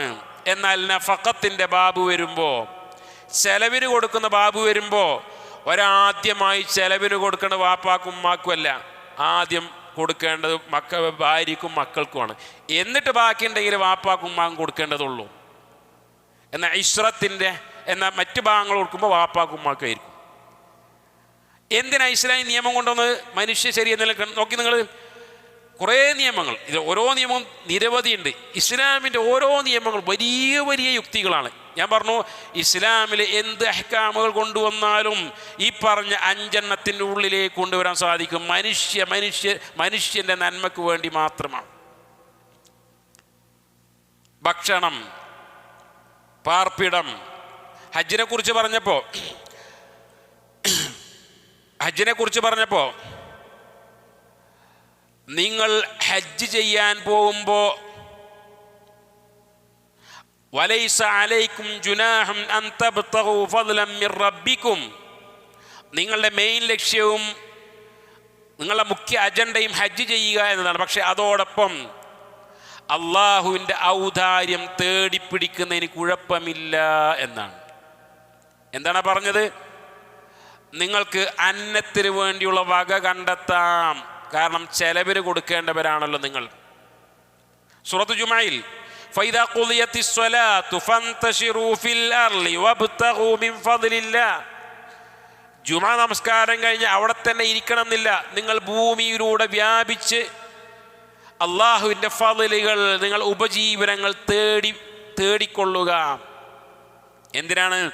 മനുഷ്യൻ്റെ ശരീരം അവിടെ മരണപ്പെട്ടു, അവിടെ നഫഖത്ത് കിട്ടാതെ മരിച്ചു പോകാൻ പാടില്ല, ചെലവ് കിട്ടാതെ പോകാൻ പാടില്ല. അബൂ ഇസ്രായേൽ നബി ഇങ്ങനെ ഖുത്ബ പറയുമ്പോൾ അബൂ ഇസ്രായേൽ അവിടെ പുറത്ത് നിൽക്കുക. അപ്പോൾ ചോദിക്കപ്പെട്ടു അത് ആരാണ്? അത് അബൂ ഇസ്രായേലാണ്. ആരാ അബൂ ഇസ്രായേൽ? എന്താ അബൂ ഇസ്രായേൽ ചെയ്തത്? അബൂ ഇസ്രായേൽ നബി അയാൾ നോമ്പ് നോറ്റിട്ടുണ്ട്. എന്നിട്ടോ അയാൾ പറയണത് ഞാൻ വെയിലത്തിനാണ് കയറൂല, വെയിലത്ത് നിൽക്കും, പിന്നെയോ ഒരു മനുഷ്യനോട് മിണ്ടൂല. അദ്ദേഹം ഉണ്ടാക്കിയൊരു നിയമം. അവിടെ ആ മനുഷ്യൻ്റെ ശരീരം ജനങ്ങളോട് മിണ്ടാതെ വെയിലത്തുനിന്ന് കരിഞ്ഞ് പോകാനുള്ളത് റസൂൽ പറഞ്ഞപ്പോൾ അയാളോട് വരാൻ പറയാം. നോമ്പ് അയാൾ പൂർത്തിയായിക്കോട്ടെ, ആൾക്കാരോട് സംസാരിച്ചോട്ടെ, തണൽ കൊള്ളട്ടെ എന്ന് പറഞ്ഞു. എന്തിനാ? അദ്ദേഹത്തിൻ്റെ ശരീരം സംരക്ഷിക്കപ്പെടണം എന്നുള്ളതാണ്. ഏതുവരെ?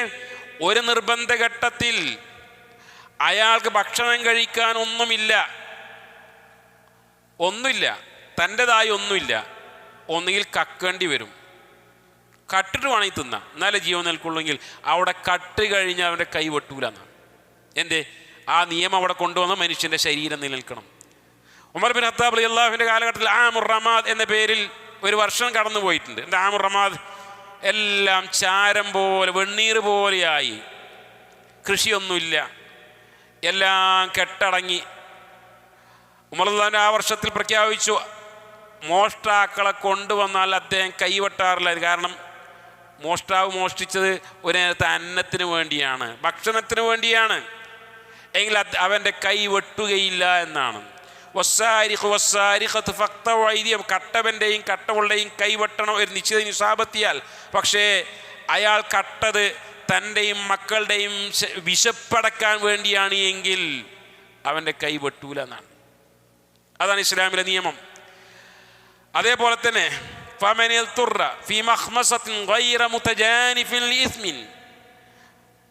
കഴിക്കാൻ നിർബന്ധ സാഹചര്യത്തിൽ പന്നി മാംസമല്ലാതെ മറ്റൊന്നുമില്ല, കുടിക്കാൻ അയാൾക്ക് മദ്യമല്ലാതെ മറ്റൊന്നുമില്ല. എന്താ പറഞ്ഞത്? അവനങ്ങനെ ഉണങ്ങിയാണ് ചത്തോട്ടെ. അല്ല, എന്തിന് നിയമം കൊണ്ടുവന്നു? അവിടെ മനുഷ്യ ശരീരത്തിൻ്റെ പവിത്രതയാണ്. മനുഷ്യ ശരീരം സംരക്ഷിക്കപ്പെടണം, ഹിഫാദത്ത് ഉണ്ടാകണം. അപ്പോൾ അവൻ പന്നിമാംസം കഴിക്കാം. എങ്ങനെ? വയറിങ്ങനെ നിറച്ചല്ല, ആ മരണത്തിന് രക്ഷപ്പെടാൻ വേണ്ടി മാത്രം അവൻ കഴിക്കാവുന്നതാണ്. മദ്യം മരണത്തിന് രക്ഷപ്പെടാൻ വേണ്ടി മാത്രം അങ്ങനെ കുടിക്കാവുന്നതാണ്. ഇങ്ങനെ ഓരോ നിയമങ്ങൾ. ഈ നിയമങ്ങളൊക്കെ എടുത്ത് നോക്കുകയാണെങ്കിൽ മനുഷ്യ ശരീരത്തിൻ്റെ സുരക്ഷിതത്വത്തിന് വേണ്ടിയാണ് എന്നാണ്. ഒരാൾക്ക് തോന്നുക നീ ജീവിച്ചിട്ട് കാര്യമില്ല. ഇപ്പോൾ ഏതൊക്കെയോ ലോകത്താണ് മരിക്കാനുള്ളൊരു യന്ത്രം ഉണ്ടാക്കിയിട്ടുണ്ട് പോലും. ഇതിൽ സുഖമായിട്ട് മരിക്കുക എന്നാണ് പറയുന്നത്. ഒരാൾക്ക് മരിക്കണം തോന്നിക്കഴിഞ്ഞാൽ എന്താ? സുഖമായിട്ട് മരിക്കുക. ആദ്യം ആ പൈസ കൊടുത്ത് ആ മെഷീൻ വാങ്ങുക, എന്നിട്ട് അതിൻ്റെ ഉള്ളിൽ കിടക്കുക, എന്നിട്ട് സ്വിച്ച് ഇടുക, സുഖമായിട്ട് മരിക്കാമല്ലോ. ഏതൊരു ഗവൺമെൻറ് അതിന് അംഗീകാരം കൊടുത്തുന്നു പാശ്ചാത്യ ലോകത്ത്. എന്നാൽ ഇസ്ലാം അങ്ങനെയുള്ള പാശ്ചാത്യ ലോകമല്ല ഇസ്ലാമിലുള്ളത്. ഇസ്ലാം ഒരാളും മരിക്കാൻ പാടില്ല. ഇത് എൻ്റെ ശരീരമല്ലേ, എൻ്റെ മേനിയല്ലേ, എൻ്റെ കൈയല്ലേ, ഞാൻ എന്തേലും ഇല്ല.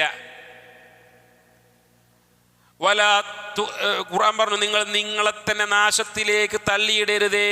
ഇന്നല്ലാഹ കാന ബികും റഹീമ, അല്ലാഹ് നിങ്ങളോട് അങ്ങേയറ്റത്തെ റഹീമ, കരുണാവാരുതിയാകുന്നു. ആത്മഹത്യ ചെയ്യാൻ പാടില്ല എന്നാണ്. അതേപോലെ തന്നെ നബി സല്ലല്ലാഹു അലൈഹി വസല്ലം പറഞ്ഞു, വമൻ തറദ്ദ മിൻ ജബലിൻ, ഒരാൾ മലമുകളിൽ കയറി താഴോട്ട് ചാടി ആത്മഹത്യ ചെയ്ത് കഴിഞ്ഞാൽ, ആത്മഹത്യ ഇപ്പോൾ എങ്ങനെ ചെയ്യുക? സഹിക്ക വയ്യാതെ, അപ്പോഴാണല്ലോ ആത്മഹത്യ ചെയ്യുക.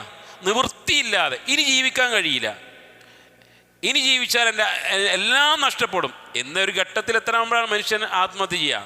എന്നാൽ ഇതിന് കുഴപ്പമില്ല എന്ന് പറഞ്ഞത്, ഓരിഞ്ഞി രക്ഷയില്ല, ഈ സമൂഹത്തിൻ്റെ മുഖത്ത് നോക്കി അവൻ ജീവിക്കാൻ കഴിയില്ല, അവൻ ആത്മഹത്യ ചെയ്തോട്ടെ. ഇതാണ് ഇസ്ലാമിൽ അല്ല. അതിനവിടെ സക്കാത്ത് ഉണ്ടാവും, സദക്ക ഉണ്ടാവും, പരസ്പര സഹായം ഉണ്ടാവും, അയൽവാസി ബന്ധങ്ങൾ ഉണ്ടാവും, ഇസ്ലാമിക സാഹോദര്യത്തിൻ്റെ കൂട്ടായ്മ ഉണ്ടാവും, അവനെ കടത്തിൽ രക്ഷിക്കാൻ പലതുണ്ടാവും. അതാ സമാധാനത്തിന് മതമായി ഇസ്ലാമിലുള്ളത്.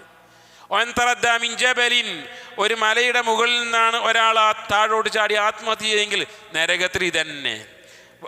വിഷം കഴിച്ചാണോ? ഇങ്ങനെ തന്നെ. അല്ലെങ്കിൽ ഒരു ഹദീദ്, ഒരു ആയുധം ഉപയോഗിച്ച് കുത്തിക്കൊണ്ടാണോ?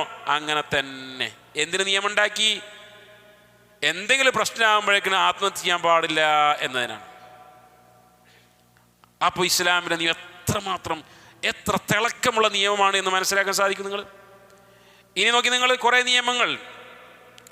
ശരീരം പോലെ പവിത്രമാണ് മനുഷ്യൻ്റെ അഭിമാനം. പറയും, ഓൻ്റെ മോത്തൊന്ന് തന്നാൽ ഞാൻ സഹിച്ചിരുന്നു, പക്ഷേ ഓൻ ആ വാക്ക് പറഞ്ഞപ്പോൾ ഞാൻ കുടിച്ച മുലപ്പാൽ വരെ കക്കിപ്പോയി എന്ന് പറയില്ലേ? എന്തേ? അഭിമാനമാണ്. അഭിമാനം അത് അങ്ങേറ്റം സംരക്ഷിക്കണം. ഇവിടെ വേറെ ഇതും കൂടെ ഉണ്ട്.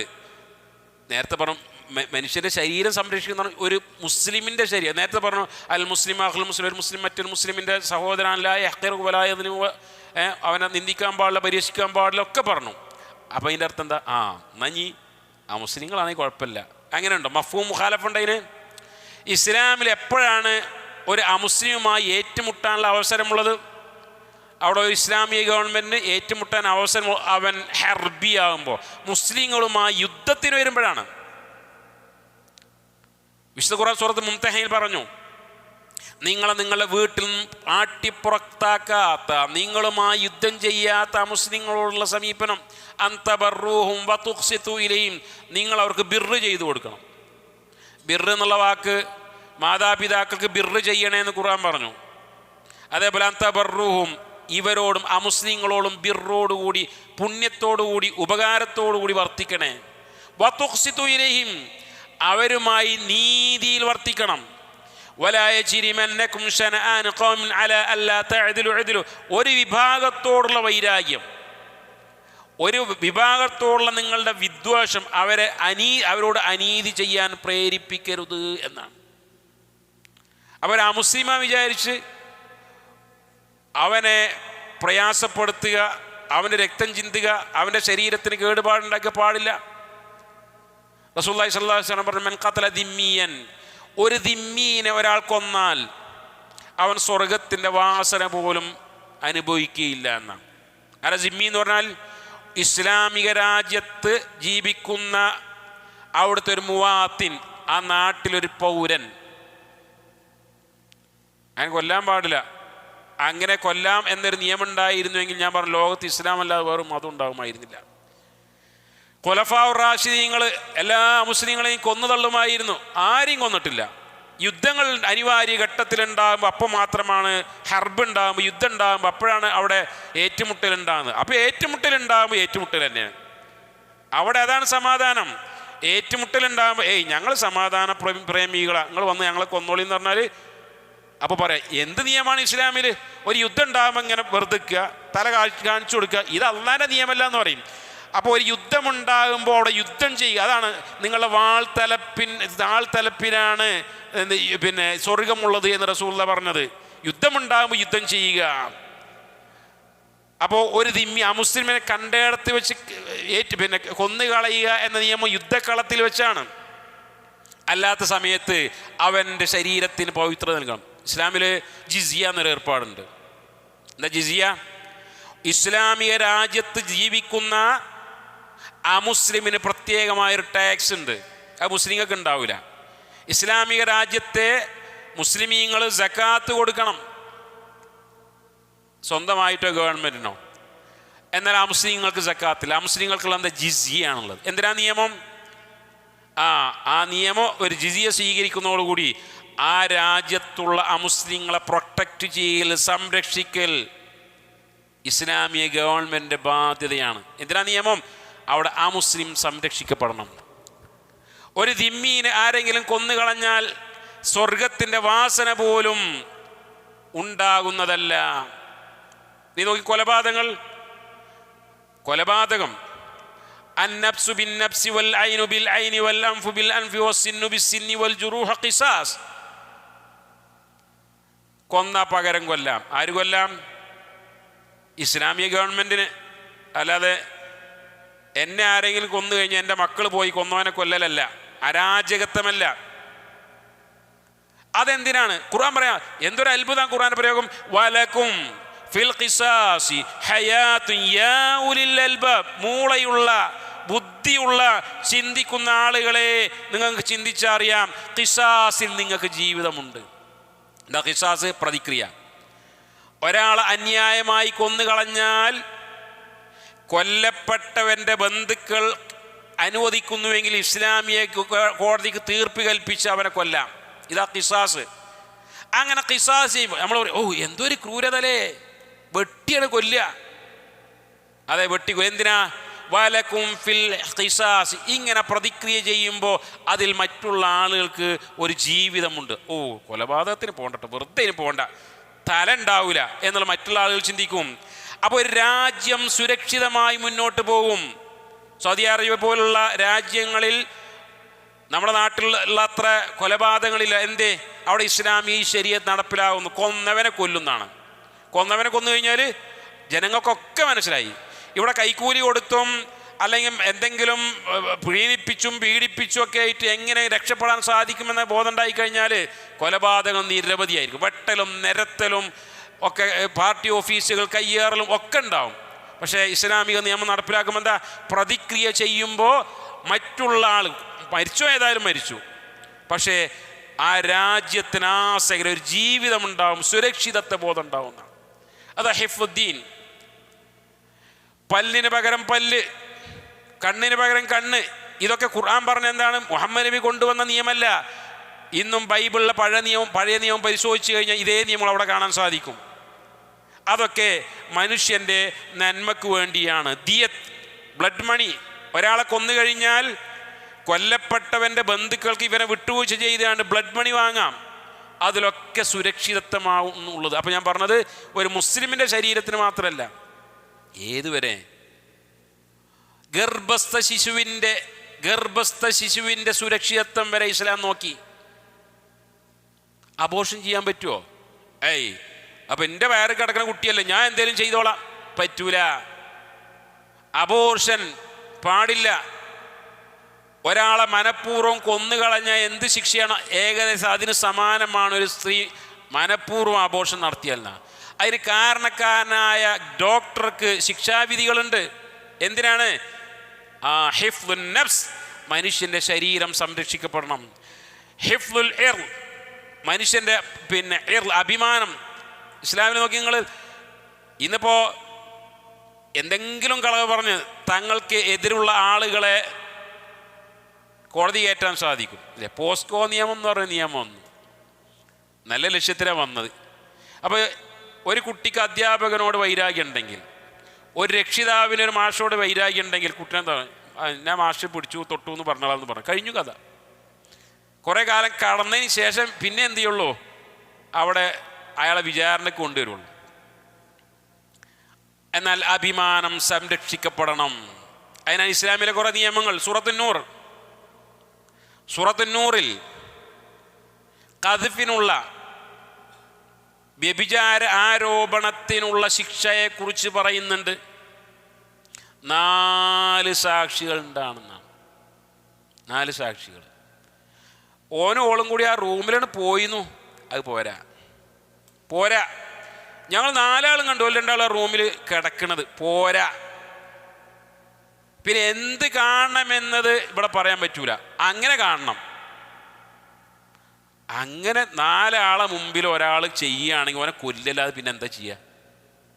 ഓനും കന്നുകാലിയും തമ്മിൽ എന്ത് വ്യത്യാസമുള്ളത്? അങ്ങനെ കണ്ടു എങ്കിൽ അയാൾക്ക് കോടതിയിൽ പറയാം. അപ്പോൾ ഇസ്ലാമിക ശിക്ഷാവിധി നടപ്പിലാവും. ഇനി 3 ആളെ കണ്ടിട്ടുള്ളൂ. അവർ സത്യം കണ്ടു, ഉറപ്പാണ്. പക്ഷെ 3 ആളെ കണ്ടിട്ടുള്ളൂ. നാട്ടിലെ വലിയ മുത്തഖീങ്ങളും വലിയ മൗലവിമാരും, പക്ഷെ 3 ആളേ ഉള്ളൂ. എന്താ ഇസ്ലാമിക കോടതി ചെയ്യാന്നറിയോ? നിങ്ങൾ മൗലവിമാരല്ല, അതുകൊണ്ട് നിങ്ങൾ 3 ആളുടെയാണെങ്കിലും കുഴപ്പമില്ല, നിങ്ങളത് കുറച്ച് ബലമുള്ള സത്യമാണല്ലോ, സ്വീകരിക്കൂല. 4 ആൾക്കും 80 അടി കിട്ടും. 80 അടി. അതെന്തിനാണെന്നറിയോ? ഇവർ ചെയ്യാത്തത് കൊണ്ടല്ല, അവർ ചെയ്തിട്ടുണ്ടാവും. പക്ഷേ ഇതിപ്പോൾ ആ ഒരു സംഭവത്തിന് വേണ്ടി മാത്രം ലോകാവസാനം വരെയുള്ള നിയമമാണ്. അങ്ങനെ 3 ആൾ മതി അറിയും, കുറച്ച് പേർ 2 ആൾ മതി അറിയും, പിന്നെ ഒരാൾ മതി എന്ന് പറയും. അങ്ങനെ ആ നിയമം ദുർബലപ്പെട്ടു പോകും. അതുകൊണ്ട് വ്യഭിചാരാരോപണം തെളിയിക്കപ്പെട്ടിട്ടില്ല എങ്കിൽ 80 അടി കിട്ടും. 4 ആളില്ല എങ്കിൽ അതിന് സാക്ഷ്യത്തിന് യോഗ്യരായിരിക്കണം, കണ്ടു എന്ന് എന്തിനാ ഈ നിയമം?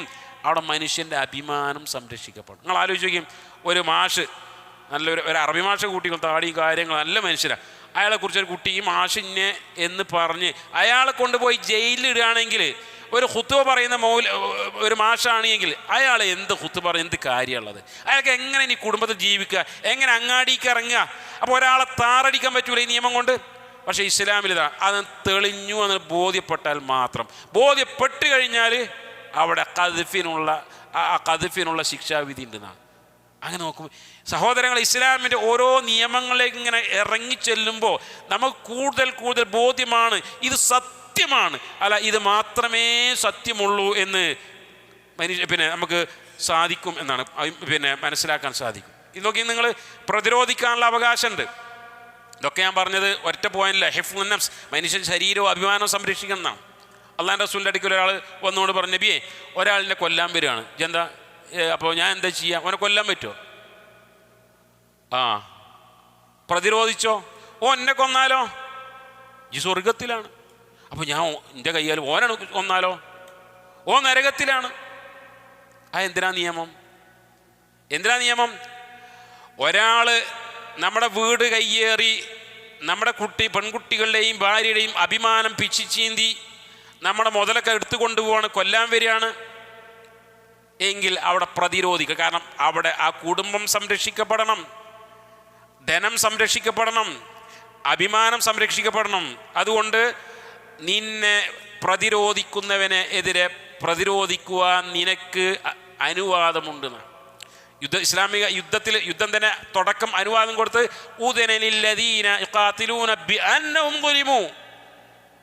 ആക്രമിക്കപ്പെടുകയായിരുന്നു. അമ്മാർ ബിൻ യാസിറിനെ പോലെ, ഖബ്ബാബ് ബിൻ അറത്തിനെ പോലെ, സുമയ്യയെ പോലുള്ള ആളുകൾ അതിക്രൂരമായി പീഡിപ്പിക്കപ്പെടുകയാണ്, കൊല്ലപ്പെടുകയാണ്. ഇതുവരെ അങ്ങോട്ട് പ്രതിരോധിക്കുവാനും തടുക്കുവാനുള്ള ഒരു അനുമതിയില്ല. പക്ഷെ ഇനി മുതൽ ആക്രമിക്കപ്പെട്ടു എന്ന കാരണത്താൽ ഇനി നിങ്ങൾക്കിതാ യുദ്ധത്തിന് അനുവാദമുണ്ട് എന്ന് ഇസ്ലാം പറഞ്ഞത് മനുഷ്യൻ്റെ ശരീരം അവിടെ പവിത്രമാകണം എന്നതുകൊണ്ടാണ്. സഹോദരങ്ങളെ, ഒന്നുകൂടെ പറഞ്ഞുകൊണ്ട്, ഇത് എല്ലാം കൂടെ തീർക്കാൻ നമുക്ക് സമയമില്ല, ഒന്നുകൂടെ പറഞ്ഞുകൊണ്ട് ഞാൻ അവസാനിപ്പിക്കാം. നമ്മൾ എന്ത് പറഞ്ഞു? ദീൻ സംരക്ഷിക്കപ്പെടണം, മനുഷ്യ ശരീരവും അഭിമാനവും സംരക്ഷിക്കപ്പെടണം, മനുഷ്യൻ്റെ നെസ്സിൽ പരമ്പര സംരക്ഷിക്കപ്പെടണം. അതൊരു വലിയ വിഷയമാണ്. എന്താ പരമ്പര എന്ന് പറഞ്ഞാൽ? ആരാണ് എൻ്റെ വാപ്പ? എൻ്റെ വാപ്പ എന്ന ആള്, അത് പറയാൻ ആളുണ്ടാകണം. അമേരിക്കയിലേക്ക് പോയി ചോദിച്ചു നോക്കി, ആരാ എൻ്റെ വാപ്പ? വാപ്പ ആരാന്ന്, ഉമ്മ ആരാന്നറിയാം, വാപ്പേ അതറിയില്ല. നിരവധിയാണ്. എന്തിനാ ഈ വാപ്പ അറിയണത്? ഫോം പൂരിപ്പിക്കുമ്പോൾ വാപ്പാൻ്റെ കോളത്തിൽ പേരെഴുതാനാണോ? അത് മാത്രമല്ല, ഞാൻ നേരത്തെ പറഞ്ഞു, വാപ്പയാണ് കുല്ലുക്കും റാഇൻ വകുല്ലുക്കും മസ്ഊലുൻ അൻ റഅയത്തി. നിങ്ങളെല്ലാവരും ഭരണാധികാരികളാ, നിങ്ങളെ കീഴിലുള്ള ഭരണീയരെ കുറിച്ച് ചോദ്യം ചെയ്യപ്പെടും. ആരാണ് വാപ്പ? വാപ്പാൻ്റെ മക്കൾ ആരൊക്കെയാണ്? ചെലവിന് കൊടുക്കുന്നുണ്ടോ? ഇസ്ലാമികമായി വളർത്തുന്നുണ്ടോ? തർബിയത്തുണ്ടോ? വിദ്യാഭ്യാസം കൊടുക്കുന്നുണ്ടോ? ഒക്കെ കൊടുക്കേണ്ടത് വാപ്പയാണ്. അപ്പം എൻ്റെ വാപ്പ ആരാന്ന് ചോദിച്ചാൽ അറിയണം. അതിനെന്ത് വേണം ഇസ്ലാമിൽ? അത് എന്താണ്? Living together. എന്തൊരു മണ്ടത്തരാണ്! എങ്ങനെ മുന്നോട്ട് പോകാൻ സാധിക്കുക? അവർ വിചാരിച്ചെന്താണ്? ആണും പെണ്ണും തമ്മിലുള്ള ഒരു സുഖം അനുഭവിക്കുക മാത്രമാണ് ഭാര്യയും ഭർത്താവും ജീവിതം എന്ന് പറഞ്ഞാൽ. അത് മാത്രമാണ് ജീവിതം, അതാണ് കുടുംബജീവിതം എന്നതുകൊണ്ടാണ് ലിവിങ് ടുഗദർ തിരഞ്ഞെടുത്തത്. ആ ലിവിങ് ടുഗദറിനെ അടിച്ചു പിരിയുന്നത്, കഷ്ണമാക്കി പീസാക്കി സൂട്ട് കേസിലും ചാക്കിലും ഒക്കെ ആക്കി അങ്ങാടികളും ഓടയിലൊക്കെ തള്ളുന്നത് ലിവിങ് ടുഗദർ കൊണ്ടാണ്. അപ്പോൾ പരമ്പര സംരക്ഷിക്കപ്പെടണം. ആരാണ് വാപ്പ? ആരാണ് ഉമ്മ? അത് മാത്രമല്ല, അല്ലേ, ഒരാൾ വലിയ പൈസക്കാരൻ മരിച്ചു, അയാൾക്ക് ഇതേപോലെ തൻ്റെതാണെന്ന് പറയാൻ പറ്റാത്ത കുറേ മക്കളുണ്ട് വിചാരിക്കുക. ഇയാളുടെ പൈസ ഈ മക്കൾക്ക് കിട്ടുമല്ല. എന്നാൽ ഇസ്ലാമിൽ അനന്തരാവകാശമുണ്ട്, അതറിയണം. ഇസ്ലാമിൽ ഇസ്ലാമിക രാജ്യത്തിലെ കൊലപാതകം സംഭവിച്ചു കഴിഞ്ഞാൽ അതിൻ്റെ ആഖിലത്ത്, മനഃപൂർവ്വമല്ലാത്ത കൊലക്ക് ആഖിലത്താണ് ദിയ കൊടുക്കേണ്ടത്. അബദ്ധത്തിലൊരു കൊലപാതകം നടന്നു, വെടിക്ക് പോയതാണ്, പക്ഷേ അത് ഉന്നം പേഴിച്ച് കൂടെ പോയിരുന്ന ആൾക്ക് തട്ടി. എന്നാൽ വരെ തിരിച്ചു കൊല്ലൂല, പക്ഷേ ദിയ കൊടുക്കണം. ആരാ ദിയ കൊടുക്കേണ്ടത്? അവൻ കൊടുക്കേണ്ട ആഖിലത്ത് കൊടുക്കണം. ആരാ ആഖിലത്ത്? അവൻ്റെ അനന്തരാവകാശം. അതിൽ ഒന്നാം സ്ഥാനം ആ മക്കളാണ്. അപ്പോൾ മക്കളാരാന്നറിയണ്ടേ? ചെലവിന് കൊടുക്കണ്ടേ? പിന്നെ വലതുൻ സ്വാലിഹൻ യദ്ഉ ലഹു, മരിച്ചു കഴിഞ്ഞാൽ ഉപകാരം കിട്ടും. എന്താണ്? സ്വാലിഹായ ഒരു സന്താനം ഉണ്ടെങ്കിൽ. ഇത് അങ്ങനെയൊന്നുമില്ല. അപ്പോൾ ഇസ്ലാം എന്ത് ചെയ്തു? അതിന് കുറേ നിയമങ്ങൾ വെച്ചു. അതിലൊന്നാമത് നിയമം എന്താണ്? വിവാഹം തന്നെയാണ്. വല്ലദീന ഹും ലിഫുറൂജിഹിം ഹാഫിളൂൻ ഇല്ലാ അലാ അസ്വാജിഹിം ഔ മാ മലകത് അയ്മാനുഹും. നിങ്ങൾക്ക് അവരെ ഗുഹ്യാവയവം സൂക്ഷിക്കുന്നവരാണ്, അവരുടെ മാർഗമായി സ്വീകരിക്കുന്ന ഒന്ന് വിവാഹമാകുന്നു എന്നാണ്. ആ വിവാഹത്തിലൂടെ അത് പവിത്രമാണ്. വഅഖദ്ന മിൻകും മീസാഖൻ ഖലീദ, അവർ നിങ്ങളിൽ അതിശക്തമായ ഒരു കരാറാണ് വാങ്ങിയതെന്നാണ്. അതാണ് ഇസ്ലാമിലെ വിവാഹം എന്ന് പറഞ്ഞാൽ. വളരെ ലളിതമാണ്, പക്ഷേ അതിശക്തമാണ്. അതിലുള്ള ഏറ്റെടുക്കുകയാണ്. ഒരു പെണ്ണിനെ ഏറ്റെടുക്കുന്നു, അതിലൂടെ ഉണ്ടാകുന്ന മക്കളെ ഏറ്റെടുക്കുന്നു, അവരുടെ ചെലവിന് നോക്കുന്നു, അവരെ സുരക്ഷിതത്വം. എന്തിനാണ് ഇസ്ലാമിൽ വലിയ എന്ന് പറയുന്ന സമ്പ്രദായം? കല്യാണത്തിന് വലിയ ആ കുട്ടി ആണ് തെരഞ്ഞു പിടിച്ച മോളെ ആരെങ്കിലും കൂടെ പോയിക്കോന്ന് പറഞ്ഞാൽ പോരെ? അല്ല, അവിടെ ഒരു സുരക്ഷിതമായ കുടുംബം ഉണ്ടാകണം.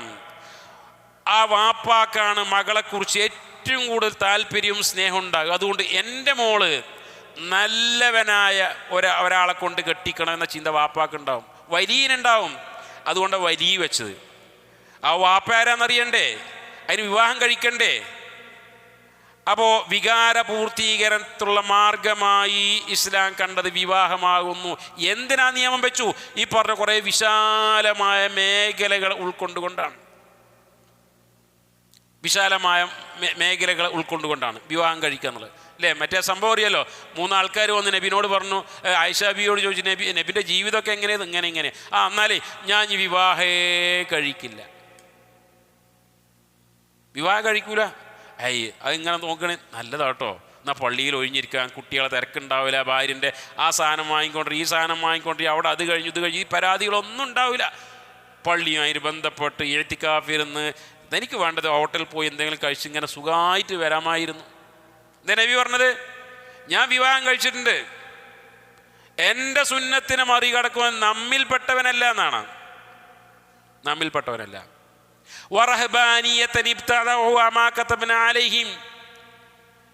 ക്രൈസ്തവ പാതിരിമാരുണ്ടാക്കിയ സന്യാസ ജീവിതം, വിവാഹം കഴിക്കാതെയുള്ള ജീവിതം. എന്താ സംഭവിച്ചത്? പേപ്പറിലൊക്കെ വരാറുണ്ട്. ഇത്ര കാലത്തെ മാർപ്പാപ്പന്മാർ ചെയ്തിരുന്ന തെറ്റുകൾ ഇന്ന മാർപ്പാപ്പ പുറത്തു കൊടുത്തു. അവർക്ക് അങ്ങനെ പുറത്തു കൊടുക്കാമല്ലോ. മനുഷ്യനെ കൊണ്ട് കഴിയില്ല. മജ്ജയും മാംസവും വികാരവും വിചാരമുള്ള ഒരു മനുഷ്യന്, ഒരു സ്ത്രീക്ക് വിവാഹം കഴിക്കാതിരിക്കാൻ കഴിയില്ല. അല്ലെങ്കിൽ വികാര പൂർത്തീകരണത്തിലുള്ള മാർഗം എന്തെങ്കിലും വേണം. അത് സന്യാസം. അവർ സന്യാസം സ്വീകരിച്ചു. മാക്കത്തബനാലി നമ്മൾ അവരെ നിർബന്ധിച്ചാൽ, അല്ല പറയാ, അല്ല ഇറക്കി കൊടുത്തതല്ല, നിങ്ങൾ സന്യാസം സ്വീകരിച്ചോളി.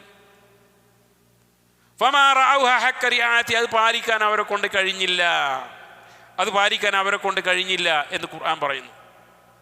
ഉസ്മാൻ ഇബ്നു മദ്ഊൻ റളിയല്ലാഹു അൻഹു, ഉസ്മാൻ ഇബ്നു അഫ്ഫാൻ അല്ല, ഉസ്മാൻ ഇബ്നു മദ്ഊൻ റളിയല്ലാഹു അൻഹു നബിനോട് തബത്തുലിനെ കുറിച്ച് ചോദിച്ചു. നബി, ഞാൻ എൻ്റെ വികാരം ഇല്ലാതാക്കാൻ ഷണ്ഡീകരിക്കട്ടെ എന്ന് ചോദിച്ചു. ഷണ്ഡീകരിക്കട്ടെ, പിന്നെ വികാരം ഉണ്ടാവില്ല. നബി വിരോധിച്ച് പാടില്ല എന്ന് പറഞ്ഞു. ഇവിടെ എല്ലാവരും ഷണ്ഡീകരിക്കുകയാണ്. എന്തുണ്ടാവുക? ആ തലമുറ നിലനിൽക്കും. അവർക്ക് ഇതിൻ്റെ മുമ്പെങ്ങാനും കുട്ടികളുണ്ടായി അവർ നിൽക്കും. പിന്നെ ലോകത്ത് മനുഷ്യരുണ്ടാവില്ല. അങ്ങനെ ഒരു തത്തുണ്ടാകാൻ പാടില്ലല്ലോ. വനഹാനി തബത്തുൽ വിരോധിച്ചു. എന്നിട്ട് സഹായിമാർ പറയാം, അള്ളാൻ റസൂലെങ്ങാനും ഉസ്മാൻ ഇബ്നു മദ്ഊന് അത് അനുവാദം കൊടുത്ത് ഞങ്ങളെല്ലാവരും ഏറ്റെടുക്കുമായിരുന്നു. ഞങ്ങൾക്ക് അങ്ങനെ റസൂലിൻ്റെ അടുത്ത് ക്ലാസ്സിൽ കേട്ട് ഇങ്ങനെ വികാരം ഇതൊന്നുമില്ലാതെ ക്ലാസ്സിൽ ഇങ്ങനെ അങ്ങനെ ജീവിക്കുമായിരുന്നു.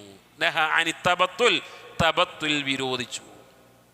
ഇന്ന് കുറേ ആൾക്കാരുണ്ടല്ലോ, ഇല്ലേ, വികാര പൂർത്തീകരണത്തിന് മൃഗങ്ങളെയും ശവങ്ങളെയും ആണാണിനെയും പെണ്ണിനെ. എന്താ അതിൻ്റെ ദുരന്തം?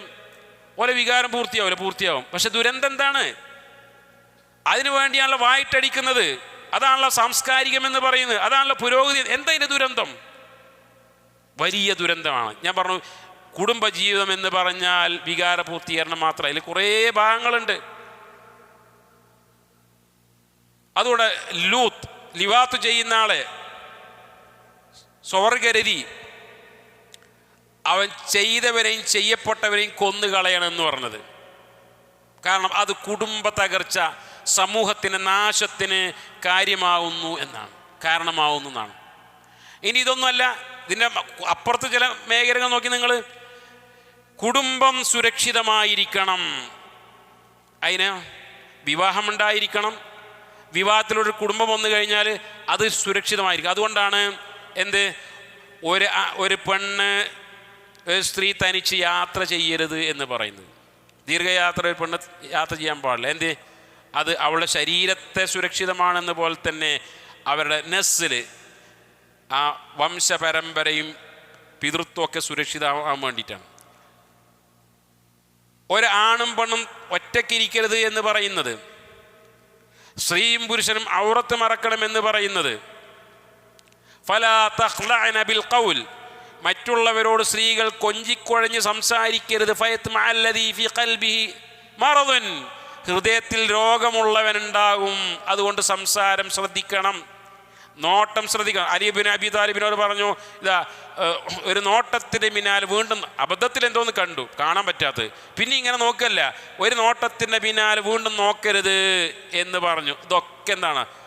ഹിഫ്ലുൻ നസ്ൽ, മനുഷ്യൻ്റെ ഈ പരമ്പര, വംശപരമ്പരയും പിതൃത്വമൊക്കെ സംരക്ഷിക്കപ്പെടാൻ വേണ്ടിയിട്ടാണ്. മനുഷ്യൻ്റെ ബുദ്ധി സംരക്ഷിക്കപ്പെടണതിന് കുറേ നിയമങ്ങളുണ്ട്. മനുഷ്യൻ്റെ ധനം സംരക്ഷിക്കപ്പെടണം. ഇത് ഓരോന്നും ഇങ്ങനെ എടുത്ത് നോക്കുകയാണുണ്ടല്ലോ, നമ്മളെ മനസ്സിന് ക്ലിയർ ആവും. റബ്ബേ, ഈ ദീനല്ലാതെ മറ്റു ഒരു ദീനും ശരിയില്ല. എത്രമാത്രം മനുഷ്യന് ഉൾക്കൊള്ളാൻ പറ്റുന്ന നിയമങ്ങളാണ് ഇതിൻ്റെ പിന്നിലുള്ളത്. ഇതിലൊക്കെ വലിയ യുക്തിയുണ്ട് എന്ന്. അതുകൊണ്ട് സഹോദരങ്ങളെ, ഇങ്ങനെയുള്ള ഒരു ഇസ്ലാമിനെ മനസ്സിലാക്കുവാനും, ആ ഇസ്ലാമാണ് സമാധാനത്തിൻ്റെ മതമെന്ന് ലോകരെ ബോധിപ്പിക്കുവാനും, പുരോഗതിയുടെ പേര് പറഞ്ഞ് ഇന്ന് ആളുകൾ കൊണ്ടുവരുന്ന കുറേ ഇസങ്ങളും ചിന്താധാരകളും, അല്ലെ യൂറോപ്യർ കൊണ്ടുവരുന്ന സംസ്കാരങ്ങളുമൊക്കെ അതാണ് പുരോഗതി എന്ന് മനസ്സിലാക്കുക വളരെ അബദ്ധമാണ് എന്ന് നമ്മൾ മനസ്സിലാക്കേണ്ടതുണ്ട്. അല്ലാഹു സുബ്ഹാനഹു വ തആല ബുദ്ധിമാന്മാരുടെ കൂട്ടത്തിൽ, ദീനനുസരിച്ച് ജീവിക്കുന്ന ആളുകളുടെ കൂട്ടത്തിൽ, ദീനിനെ തൃപ്തിപ്പെട്ട് ജീവിതത്തിൽ പകർത്തുന്ന ആളുകളുടെ കൂട്ടത്തിൽ നമ്മെല്ലാവരെയും ഉൾപ്പെടുത്തി അനുഗ്രഹിക്കുമാറാകട്ടെ. ഹാദാ വസല്ലല്ലാഹു അലാ നബീന മുഹമ്മദ് വഅലാ ആലിഹി വസഹ്ബിഹി അജ്മഈൻ. നമ്മുടെ വിഷയം പൂർത്തിയായിട്ടില്ല, എന്നിരുന്നാലും എന്തെങ്കിലുമൊക്കെ സംശയങ്ങളുണ്ടെങ്കിൽ ഒരു 5-10 മിനിറ്റ് നിങ്ങൾക്ക് ചോദിക്കാവുന്നതാണ്. അറിഞ്ഞുവെങ്കിൽ ഇൻഷാ അല്ലാഹ് പറഞ്ഞു തരും, ഇല്ലെങ്കിൽ നിങ്ങൾക്ക് അൽ ഇജാബ പോലുള്ള പീസ് റേഡിയോയിലെ സംശയ സെഷനിലേക്ക് ചോദിക്കാവുന്നതാണ്.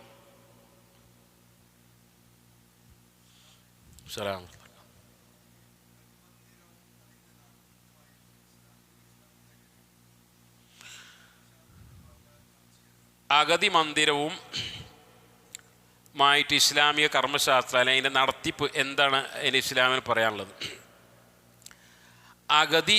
അഗതിയും യത്തീമുണ്ട്. യത്തീം എന്ന് പറയുമ്പോൾ പിതാവ് നഷ്ടപ്പെട്ടവനെന്നാണ്, അല്ലെങ്കിൽ പിതാവ് നഷ്ടപ്പെട്ടവൻ പ്രായപൂർത്തിയാകാതെ. ഇപ്പോൾ പ്രായപൂർത്തിയാകുന്നതിന് മുമ്പ് പിതാവ് നഷ്ടപ്പെട്ട ആളിനാണ് യത്തീം എന്ന് പറയാം. അഗതി എന്ന് പറയുമ്പോൾ അതുകൊണ്ട് നമ്മൾ ഉദ്ദേശിക്കും മിസ്കീന്, സാധുക്കൾ എന്ന അർത്ഥത്തിലാണ്. അതൊരു പക്ഷേ കുട്ടികളാകാം, അല്ലെങ്കിൽ പ്രായം എത്തിയ ആളുകളാകാം. അഗതി മന്ദിരങ്ങൾ എന്ന് പറയുമ്പോൾ നമ്മൾ ചില സൗജന്യമായി പഠിപ്പിക്കുന്ന വിദ്യാഭ്യാസ സ്ഥാപനങ്ങൾ പറയും ഇവിടെ യത്തീമും അഗതികളുമുണ്ട് എന്ന് പറയും. അവിടെ അഗതികൾ എന്നുകൊണ്ട് ഉദ്ദേശം എന്താണ്? ഫക്കീർ എന്ന അർത്ഥത്തിലാണ്. ഇനി അതല്ല, ഒരു വൃദ്ധസദനം ഉണ്ട് എന്ന് വിചാരിക്കുക, ഇവിടെയുള്ളൊക്കെ അഗതികളാണെന്ന് പറയും. സാമ്പത്തിക ശേഷിയില്ലാതെ, അതോടൊപ്പം നോക്കാൻ ആളുമില്ലാത്ത ആളുകൾ എന്നതിന് വേണ്ടി അവിടെ അഗതി എന്ന് ഉപയോഗിക്കും. ഇവിടെ യാതൊരു സംശയമില്ല, മിസ്കീൻ എന്ന അർത്ഥത്തിന് ഉപയോഗിക്കുകയാണ് എങ്കിൽ അവരെന്താണ്? സക്കാത്തിന് അർഹരാണ്. ഇന്നമ സ്വദഖാത്തു ലിൽ ഫുഖറാഇ വൽ മസാകീനി വൽ ആമിലീന അലൈഹ, സൂറത്ത് തൗബയിലെ 60-ാമത്തെ ആയത്തിൽ പിന്നെ സക്കാത്തിൻ്റെ അവകാശികളെക്കുറിച്ച് പറയുമ്പോൾ ഫക്കീർ മിസ്കീൻ എന്നുണ്ട്. അവിടെ അഗതി എന്നതുകൊണ്ട് ഉദ്ദേശിച്ചത് ഇങ്ങനെയുള്ള ഫക്കീർ മിസ്കീന് എന്നാണ് ഉദ്ദേശിക്കുന്നതെങ്കിൽ അവരെക്കുറിച്ച് ഈ ആയത്തിൽ പരാമർശമുണ്ട്. അതേപോലെ തന്നെ ഇസ്ലാമിൽ വഖഫ് എന്ന് പറയുന്നൊരു സമ്പ്രദായമുണ്ട്. ഒരു വസ്തു നിലനിർത്തിക്കൊണ്ട് അതിൽ നിന്ന് കിട്ടുന്ന ലാഭം ഉദ്ദേശിക്കുന്ന മാർഗത്തിൽ ചെലവഴിക്കുന്നതിനാണ് വഖഫ് എന്ന് പറയുക. ഒരു ഷോപ്പ്, കട, ഒരു റൂം, ആ റൂം ഞാൻ വഖഫ് ചെയ്തു എന്ന് പറഞ്ഞാൽ അത് വിൽക്കാൻ പാടില്ല. അതിൽ നിന്ന് കിട്ടുന്ന ലാഭം ആർക്കാണോ വഖഫ് ഉദ്ദേശിച്ച് അവർക്ക് കൊടുക്കാമെന്നാണ്. പഴയ കാലത്തൊക്കെ വീട്ടിൽ 10 തെങ്ങുണ്ടെങ്കിൽ ഒരു തെങ്ങ് പള്ളിക്ക് വഖഫാന്ന് പറയും. എന്ന് പറഞ്ഞാൽ അതിൽ നിന്ന് കിട്ടുന്ന തേങ്ങ പള്ളിക്കായിരിക്കും. ഇതേപോലെ വഖഫുകളുണ്ട്. സാധുക്കൾക്ക് വേണ്ടി വഖഫ് ചെയ്യാം. വഖഫിൻ്റെ അധ്യായങ്ങൾ കാണാൻ സാധിക്കും. അബൂബക്കർ റളിയല്ലാഹു അൻഹു വഖഫ് ചെയ്തിരുന്നു, ഉമർ റളിയല്ലാഹു അൻഹു വഖഫ് ചെയ്തിരുന്നു, ഉസ്മാൻ റളിയല്ലാഹു അൻഹു വഖഫ് ചെയ്തിരുന്നു, അലി ബിൻ അബി താലിബ് റളിയല്ലാഹു അൻഹു വഖഫ് ചെയ്തിരുന്നു. അത് പലർക്കും ആകാം, സാധുക്കർക്ക് എന്നല്ല, ഭ്രാന്തന്മാർക്ക് വഖഫ് ചെയ്ത് ഇസ്ലാമിക ചരിത്രത്തിലുണ്ട്. അതേപോലെ കന്നുകാലികളുടെ സംരക്ഷണത്തിന് വേണ്ടി വഖഫ് ചെയ്തിട്ടുണ്ട്. അപ്പോൾ അങ്ങനെ നോക്കുകയാണെങ്കിൽ വഖഫ് എനിക്കൊരു 10 കട റൂമുണ്ട്, അതിൽ ഒരു റൂം ഈ നാട്ടിലെ അഗതികൾക്ക് വേണ്ടി ഞാൻ വഖഫ് ചെയ്തു എന്ന് പറയാം. എന്താ അതിൻ്റെ ലക്ഷ്യം? അതിന് കിട്ടുന്ന വരുമാനം ഈ അഗതികൾക്കായിരിക്കുമെന്നാണ്. അപ്പോൾ അവരെ സംരക്ഷിക്കൽ മുസ്ലിം ഉമ്മത്തിൻ്റെ ബാധ്യതയാണ്. വൻകിഹുൽ അയാമ മിൻകും വസ്സാലിഹീന മിൻ ഇബാദിക്കും വഈമാഇക്കും ഇൻ യകൂനു ഫുഖറാ യുഗ്നിഹിമുല്ലാഹു മിൻ ഫദ്ലി. അവിവാഹിതരായ ആളുകൾ, ആ അവിവാഹിതരായ ഒരുപക്ഷെ അവരുടെ കാരണം എന്തായിരിക്കും? ദാരിദ്ര്യമായിരിക്കും. അതുകൊണ്ട് ഷെയ്ഖ് ഉസൈമീനെ പോലെ പണ്ഡിതന്മാർ പറഞ്ഞു, വിവാഹത്തിന് സക്കാത്ത് കൊടുക്കാം, വിവാഹം കഴിക്കാൻ. എന്താണ്? പെണ്ണിൻ്റെ കൂട്ടർക്കല്ല, സ്ത്രീധനം വാങ്ങാനല്ല, മറിച്ചോ വിവാഹം കഴിക്കുവാൻ ചിലവ് വരുന്ന ആണിനാണ്. അപ്പോൾ ആണിന് വിവാഹം കഴിക്കാൻ അവന് ചിലവുണ്ടാവും. പെണ്ണിൻ്റെ ഉത്തരവാദിത്തം ഏറ്റെടുക്കേണ്ടി വരും, മഹർ കൊടുക്കേണ്ടി വരും. അതുകൊണ്ട് അവിവാഹിതനാണ്, വിവാഹം കഴിക്കാൻ കഴിയില്ല, പ്രശ്നതാണ്, അവന് സാമ്പത്തികമായിട്ടില്ല. അങ്ങനെയുള്ളൊരു അവിവാഹിതനാണ് എങ്കിൽ അവന് സക്കാത്ത് വരെ കൊടുക്കാം എന്ന് പറഞ്ഞു. അപ്പോൾ അഗതികൾ എന്നുള്ളത് ഈ രൂപത്തിൽ. ഇപ്പോൾ ഒരുപക്ഷെ ഇവിടെ കളക്ഷൻ കഴിഞ്ഞത്, ആ കളക്ഷൻ ഒന്ന് അതിൽ മുസ്ലിങ്ങളോ അമുസ്ലിങ്ങളോ ഒക്കെ ആയ അഗതികളുണ്ടാവും. അങ്ങനെയുള്ളതാണ് എങ്കിൽ സക്കാത്തിന് മുതലായി അത്തരം സ്ഥാപനങ്ങൾക്ക് കൊടുക്കാൻ പാടില്ല എന്ന് പ്രത്യേകം മനസ്സിലാക്കണം. മറ്റുള്ള സഹായങ്ങൾ നൽകാം, ഫക്കീർ, മിസ്കീൻ എന്ന അർത്ഥത്തിൽ. പിന്നെ വേറെണ്ടോ?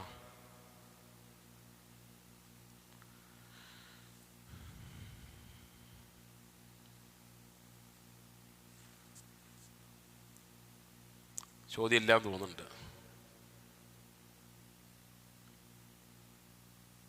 ഇതല്ലാത്ത ചോദ്യങ്ങളും ചോദിക്കാവുന്നതാണ് ഇൻഷാ അല്ലാഹ്.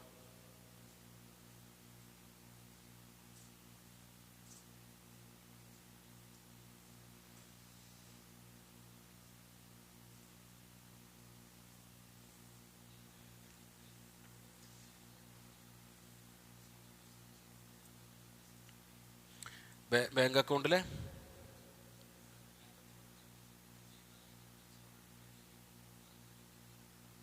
എടുക്കുന്നില്ലെങ്കിലും പിന്നെ ചോദ്യം ഇതാണ്, നമ്മൾ ഇപ്പോഴത്തെ കാലത്ത് വീട്ടിലൊക്കെ പൈസ വെക്കുക എന്ന് പറഞ്ഞ പ്രശ്നമാണ്. കാരണം ഒരു നിശ്ചിത പരിധിക്ക് അപ്പുറം പൈസ ഉണ്ടായിക്കഴിഞ്ഞാൽ DD ED വരും, അല്ലാത്ത ചെക്കിങ് വരും. അപ്പോൾ അതിന് ബാങ്കിൽ കൊണ്ടുപോയി അതിന് രേഖകൾ കാണിക്കുകയൊക്കെ ചെയ്യേണ്ടി വരും. അപ്പോൾ സ്വാഭാവികമായും ഡെപ്പോസിറ്റ് ചെയ്യുമ്പോൾ ഒരു പലിശ ഉണ്ടാവൂലേ, അത് എന്താ ചെയ്യേണ്ടത് എന്നുള്ളതാണ്. ഒന്ന്, ഇതൊക്കെ ഈ ചോദ്യങ്ങൾ, ഈ ഒരു പലിശയുമായി ബന്ധപ്പെട്ട ചോദ്യങ്ങൾ ചോദിക്കുമ്പോൾ ആദ്യം നമ്മൾ മനസ്സിലാക്കണം ഇതിൻ്റെ ഗൗരവമാണ്. പണ്ടൊക്കെ ഇപ്പോൾ അത്ര കാണാറില്ല, ഭർത്താക്കന്മാർ ഗൾഫിലാണെങ്കിൽ സ്ത്രീകൾ എന്ത് ചെയ്യും, വീട്ടിലൊരു തക്കാരുണ്ടെങ്കിൽ അണ്ണന്മാരായി നിന്ന് പൈസ, ബ്ലേഡിൻ്റെ പൈസ വാങ്ങിയിരുന്നു അല്ലേ, പൈസ വാങ്ങിയിരുന്നു. അതിങ്ങനെ പുതിയാപ്പിള അയച്ചു തരുമ്പം അങ്ങനെ അങ്ങോട്ട് കൊടുക്കാനേ ഉണ്ടാവുള്ളൂ. അപ്പോൾ ഒന്ന് ഇതിൻ്റെ ഗൗരവം. അതേപോലെ അത്യാവശ്യം തിരക്കടില്ലാത്ത കച്ചവടക്കാരൊക്കെ അത് പലിശ ഇല്ലാതെ നടക്കൂല. നിങ്ങൾ എന്ത് വയതോറണ്ട് കാര്യമില്ല, സംഗതി ഇന്നത്തെ കാലത്ത് നടക്കൂല. ഇപ്പോൾ 2-3 ദിവസമായി നമ്മളെ പീസ് റേഡിയോയിൽ ഒരു സെഷൻ ഉണ്ട്. വലിയ കച്ചവടക്കാർ, വമ്പൻ പാർട്ടികൾ, അവർക്കുള്ള സംശയം ചോദിക്കാനുള്ള ഒരു അവസരം. ഇപ്പോൾ മുസ്തഫ സാഹിബ് എന്ന് പറഞ്ഞാൽ നമ്മളെ പ്രഫ്കോണിൽ പിന്നെ വലിയ കോടികളുടെ ആസ്തിയുള്ള ഒരാളുണ്ടല്ലോ, വലിയൊരു കച്ചവടക്കാരൻ ദുബായിലൊക്കെ ആയിട്ട്, EP മുസ്തഫ, അയാളാണ് മാർഗനിർദ്ദേശം കൊടുക്കുന്നത്. അയാൾ ഉറപ്പിച്ച് പറയും, ഞാൻ ഒരു പരിപാടിയിൽ പങ്കെടുത്തു, അയാൾ ഉറപ്പിച്ച് പറയാണ് പലിശ ഇല്ലാതെ. അയാൾ വലിയ പൈസ, കോടിക്കണക്കിന് റുപ്യൻ്റെ ആസ്തിയുള്ള ആളാണ്. അയാൾ പറയും ഞാൻ പലിശയുമായി തൊടാറില്ല, ഞങ്ങൾ കമ്പനി പലിശയിൽ പോകാറില്ല, ഇല്ലാതെ തന്നെ കച്ചവടം ചെയ്യാൻ പറ്റും, അത് ജനങ്ങളൊരു തോന്നൽ, ചിലപ്പോൾ ചെറിയ പ്രയാസങ്ങളുണ്ടാവും, പക്ഷേ അതിനനുസരിച്ച് ലാഭം ഉണ്ടാവും എന്ന് അദ്ദേഹം പറയാണ്. അപ്പോൾ ഈ ചെറിയൊരു ആവശ്യം ഉണ്ടാകുമ്പോഴേക്കും നമ്മളെ വീടിൻ്റെ മുമ്പിൽ 5 സെൻറ്റ് ഒരു കണ്ണായ സ്ഥലമാണ്, നമ്മളെടുത്തില്ലെങ്കിൽ അത് ആരെങ്കിലും എടുക്കും, അതുകൊണ്ട് ഓളെ പണ്ടൊക്കെ കൂടെ കൊണ്ടുപോയി പണയം വെച്ചു. അങ്ങനെ ഒരു നിർബന്ധ സാഹചര്യം നമ്മളിൽ പറയാണ്. എന്താ ഈ നിർബന്ധ സാഹചര്യം എന്ന് പറയാം? മരിക്കാനാകുക, അതിന് രക്ഷപ്പെടാൻ വേണ്ടിയിട്ടാണ് നിർബന്ധ സാഹചര്യം എന്ന് പറയാം. അല്ലെ വീട്, പെണ്ണിൻ്റെ കല്യാണം നടക്കുന്ന ഇപ്പോഴത്തെ വീട് കണ്ടു കഴിഞ്ഞാൽ ആരും വരില്ല, അതുകൊണ്ട് ഒന്നുകൂടി മോൾക്കിടും. അതിനെന്താ ചെയ്ത്? അതിപ്പോൾ കുറച്ച് പൈസ ബാങ്കിൽ നിന്ന് എടുത്തു, വേറെ ഇപ്പോൾ ആരെങ്കിലും തരുമോ? ഇതാണ് ചോദ്യം. അപ്പോൾ ഒന്ന് ഈ പലിശൻ്റെ ഗൗരവം മനസ്സിലാക്കുക, അതീവ ഗൗരവമാണ്. അല്ലദീന യഅ്കുലൂന റിബ, പലിശ തിന്ന ആൾ പരലോകത്ത് വരുമ്പോൾ ഇങ്ങനെ മറിഞ്ഞു വീഴുന്നതിന്, അപ്പോൾ പിശാചുബാധ ബാധിച്ചവൻ മറിഞ്ഞു വീഴുന്ന ഈ ആയത്ത് തിരിച്ച് ആ പറഞ്ഞ ആ ബിസിനസ്സുകാരൻ അദ്ദേഹം പറയാണ്, എനിക്ക് പുതിയൊരു അറിവ് കിട്ടി അദ്ദേഹം പറയാണ്, ഇത് പരലോകത്തല്ല ദുനിയാവിലും അങ്ങനെ തന്നെ. പലിശക്കാരൻ എന്താണ്? അയാൾ കുറച്ചിങ്ങനെ കച്ചവടം ചെയ്ത് പലിശയ്ക്ക് പൈസ കുറച്ചിങ്ങനെ ഉണ്ടായി ഇങ്ങനെ എണീറ്റുക, അത് നേരെ കൊണ്ടേ പലിശയ്ക്ക് അടക്കേണ്ടി വരും. പിന്നെ ഇങ്ങനെ കുറേ കാലം അവിടെ നിന്നുണ്ടാക്കി നീച്ച് നിന്നാൻ തുടങ്ങി വീണ്ടും ആ പൈസ. ഈ കുഴിയാന എന്ന് പറഞ്ഞ സാധനമുണ്ട്, കുഴിയാന നിങ്ങൾക്ക് അറിയോ? നിങ്ങളുടെ നാട്ടിലെന്താ പറയുക? കുഴിയാന, ആ കുഴിയാൻ്റെ കുഴിയിലേക്ക് ഒരു ഉറുമ്പ് വീണ് കഴിഞ്ഞാൽ എന്താണെന്നറിയോ? ഉറുമ്പ് ഇങ്ങനെ ഇടങ്ങേറായി മുകളിലേക്ക് ഇങ്ങനെ, അപ്പോൾ ആ മുകളിലെത്തുമ്പോൾ കുഴിയാന ഒറ്റ തട്ടൈകാരം മണ്ണ്, അപ്പോൾ അവിടുന്ന് ആ മുകളിലെത്തിയ ഉറുമ്പ് നേരെ താഴെ വരും. ഇതാണ് പലിശക്കാലം. ഇങ്ങനെ എണീറ്റ് നിൽക്കാൻ ശ്രമിച്ച് ഇങ്ങനെ എണീറ്റിക്കുമ്പോഴേക്കും ആ കിട്ടിയ വരുമാനം കൂടെ അതിപ്പോൾ മുതൽക്കൊന്നും വന്നിട്ടില്ല, ഒക്കെ വന്നത് പലിശയ്ക്കാണെന്ന് ബാങ്കുകാർ പറയാം. പിന്നെ ഒരു കയറെടുക്കലേ ഒരു രക്ഷ ഉണ്ടാവുള്ളൂ. അതുകൊണ്ട് കർഷകൻ ആത്മഹത്യ ചെയ്തു എന്ന് വയനാട്ടിൽ കുറേ കാണുന്നത് അതുകൊണ്ടാണ്. അപ്പോൾ ദുനിയാവിലും ആഖിറത്തിൽ അതിൻ്റെ വിപത്താണ്. ഇവിടെ ചോദ്യം ഇതാണ്, അങ്ങനെ നമ്മുടെ അക്കൗണ്ട് നമ്മൾ കൊടുക്കുകയല്ല, വാങ്ങിയിട്ടുമില്ല, പക്ഷേ ഒരു നിർബന്ധ സാഹചര്യത്തിൽ അക്കൗണ്ടിൽ ഇടേണ്ടി വന്നു. അപ്പോൾ എന്താ ചെയ്യാണ്? അതിന് ആധുനിക പണ്ഡിതന്മാരൊക്കെ പറയുന്നത്, തനിക്കോ തൻ്റെ സംരക്ഷണത്തിൽ കഴിയുന്ന ആളുകൾക്കോ മാത്രമായി ഉപകാരപ്പെടാത്ത രൂപത്തിൽ ചെലവഴിക്കുക എന്നാണ്. അതെടുത്തുകൊണ്ട് മോന് ഹെൽമെറ്റ് ഇടാതെ മോന് വണ്ടി ഓടിച്ചു, അതിൽ പോലീസ് ഓടിച്ചു. മൗലവി എൻ്റെ കയ്യിൽ കുറച്ച് പലിശ ഉണ്ടായിരുന്നു, അത് കൊടുക്കാൻ പറ്റുമോ? സംഗതി അതും ഹറാം, അതും അങ്ങനെ 2 ഹറാമാണ് അവിടെ കോട്ടിയാക്കുക, അത് പറ്റില്ല, അത് നിർബന്ധമായിരുന്നു നീ അടക്കേണ്ടതാണ്. അപ്പോൾ തനിക്കോ തൻ്റെ സംരക്ഷണത്തിന് കീഴുന്ന ആൾക്കോ, നമ്മുടെ വീട്ടിലേക്ക് എന്തുണ്ട്? ഒരു റോഡുണ്ട്, അത് പഞ്ചായത്ത് ഏറ്റെടുത്തു. അപ്പോൾ ഇനിയിപ്പോൾ ജനങ്ങളെ കൂടെ പറയും നമുക്ക് ഇനി കുറച്ച് കോൺക്രീറ്റ് ചെയ്യാം, അപ്പോൾ അതിക്ക് കൊടുക്കാൻ പറ്റുമോ? അതിപ്പോൾ അവിടെ കാര്യമായി നമുക്കും കൂടി അതിൽ ഒരു ഉപകാരം വരുന്നുണ്ട്. നമ്മൾക്കും ഒരു മെയിൻ റോഡ്, ഒരു പബ്ലിക് റോഡല്ല ഉദ്ദേശിച്ചത്. അപ്പോൾ തനിക്കോ തൻ്റെ കീഴിലുള്ള ആളുകൾക്കോ മാത്രമായി ഉപകാരപ്പെടുന്ന മുതലല്ലാത്തതിലേക്ക് കൊടുക്കുക, മറ്റുള്ളവർ കൊണ്ടുപോയിക്കോട്ടെ എന്ന രൂപത്തിൽ കൊടുക്കുകയാണ് ഇനി ചെയ്യേണ്ടത്. അതിൽ ചെയ്യുന്നതിനൊന്നുമില്ല, കൂലിയിട്ടുന്നുള്ള പ്രതീക്ഷ ഉണ്ടാകേണ്ട, കാരണം നമ്മളെ മുതലല്ല അത്. ശരി, ഒരു ചോദ്യം കൂടെ ചോദിക്കാം, ലാസ്റ്റ് ചോദ്യം ഉണ്ടെങ്കിൽ.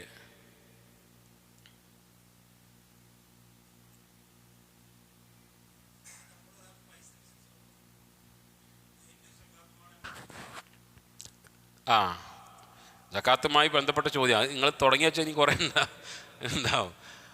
ഒരാൾ എന്ത് ചെയ്തു? അദ്ദേഹം ഒരു 5 ലക്ഷം രൂപ ഒരു സ്ഥാപനത്തിന്, ഒരു വ്യക്തി കൊടുത്തു കച്ചവടം നടത്താൻ. അപ്പോൾ അതിൽ ആരാണ് സക്കാത്ത് കൊടുക്കേണ്ടത് എന്നാണ്. സക്കാത്ത് ഏതായാലും കൊടുക്കും, 5 ലക്ഷം ഉണ്ടാകുമ്പോൾ നിസാബ് കഴിഞ്ഞു, സക്കാത്ത് കൊടുക്കും, പക്ഷെ ആരാണ് കൊടുക്കേണ്ടതെന്നുള്ളതാണ്. ഇവിടെ കമ്പനികൾ 2 രൂപത്തിലുണ്ടാവും.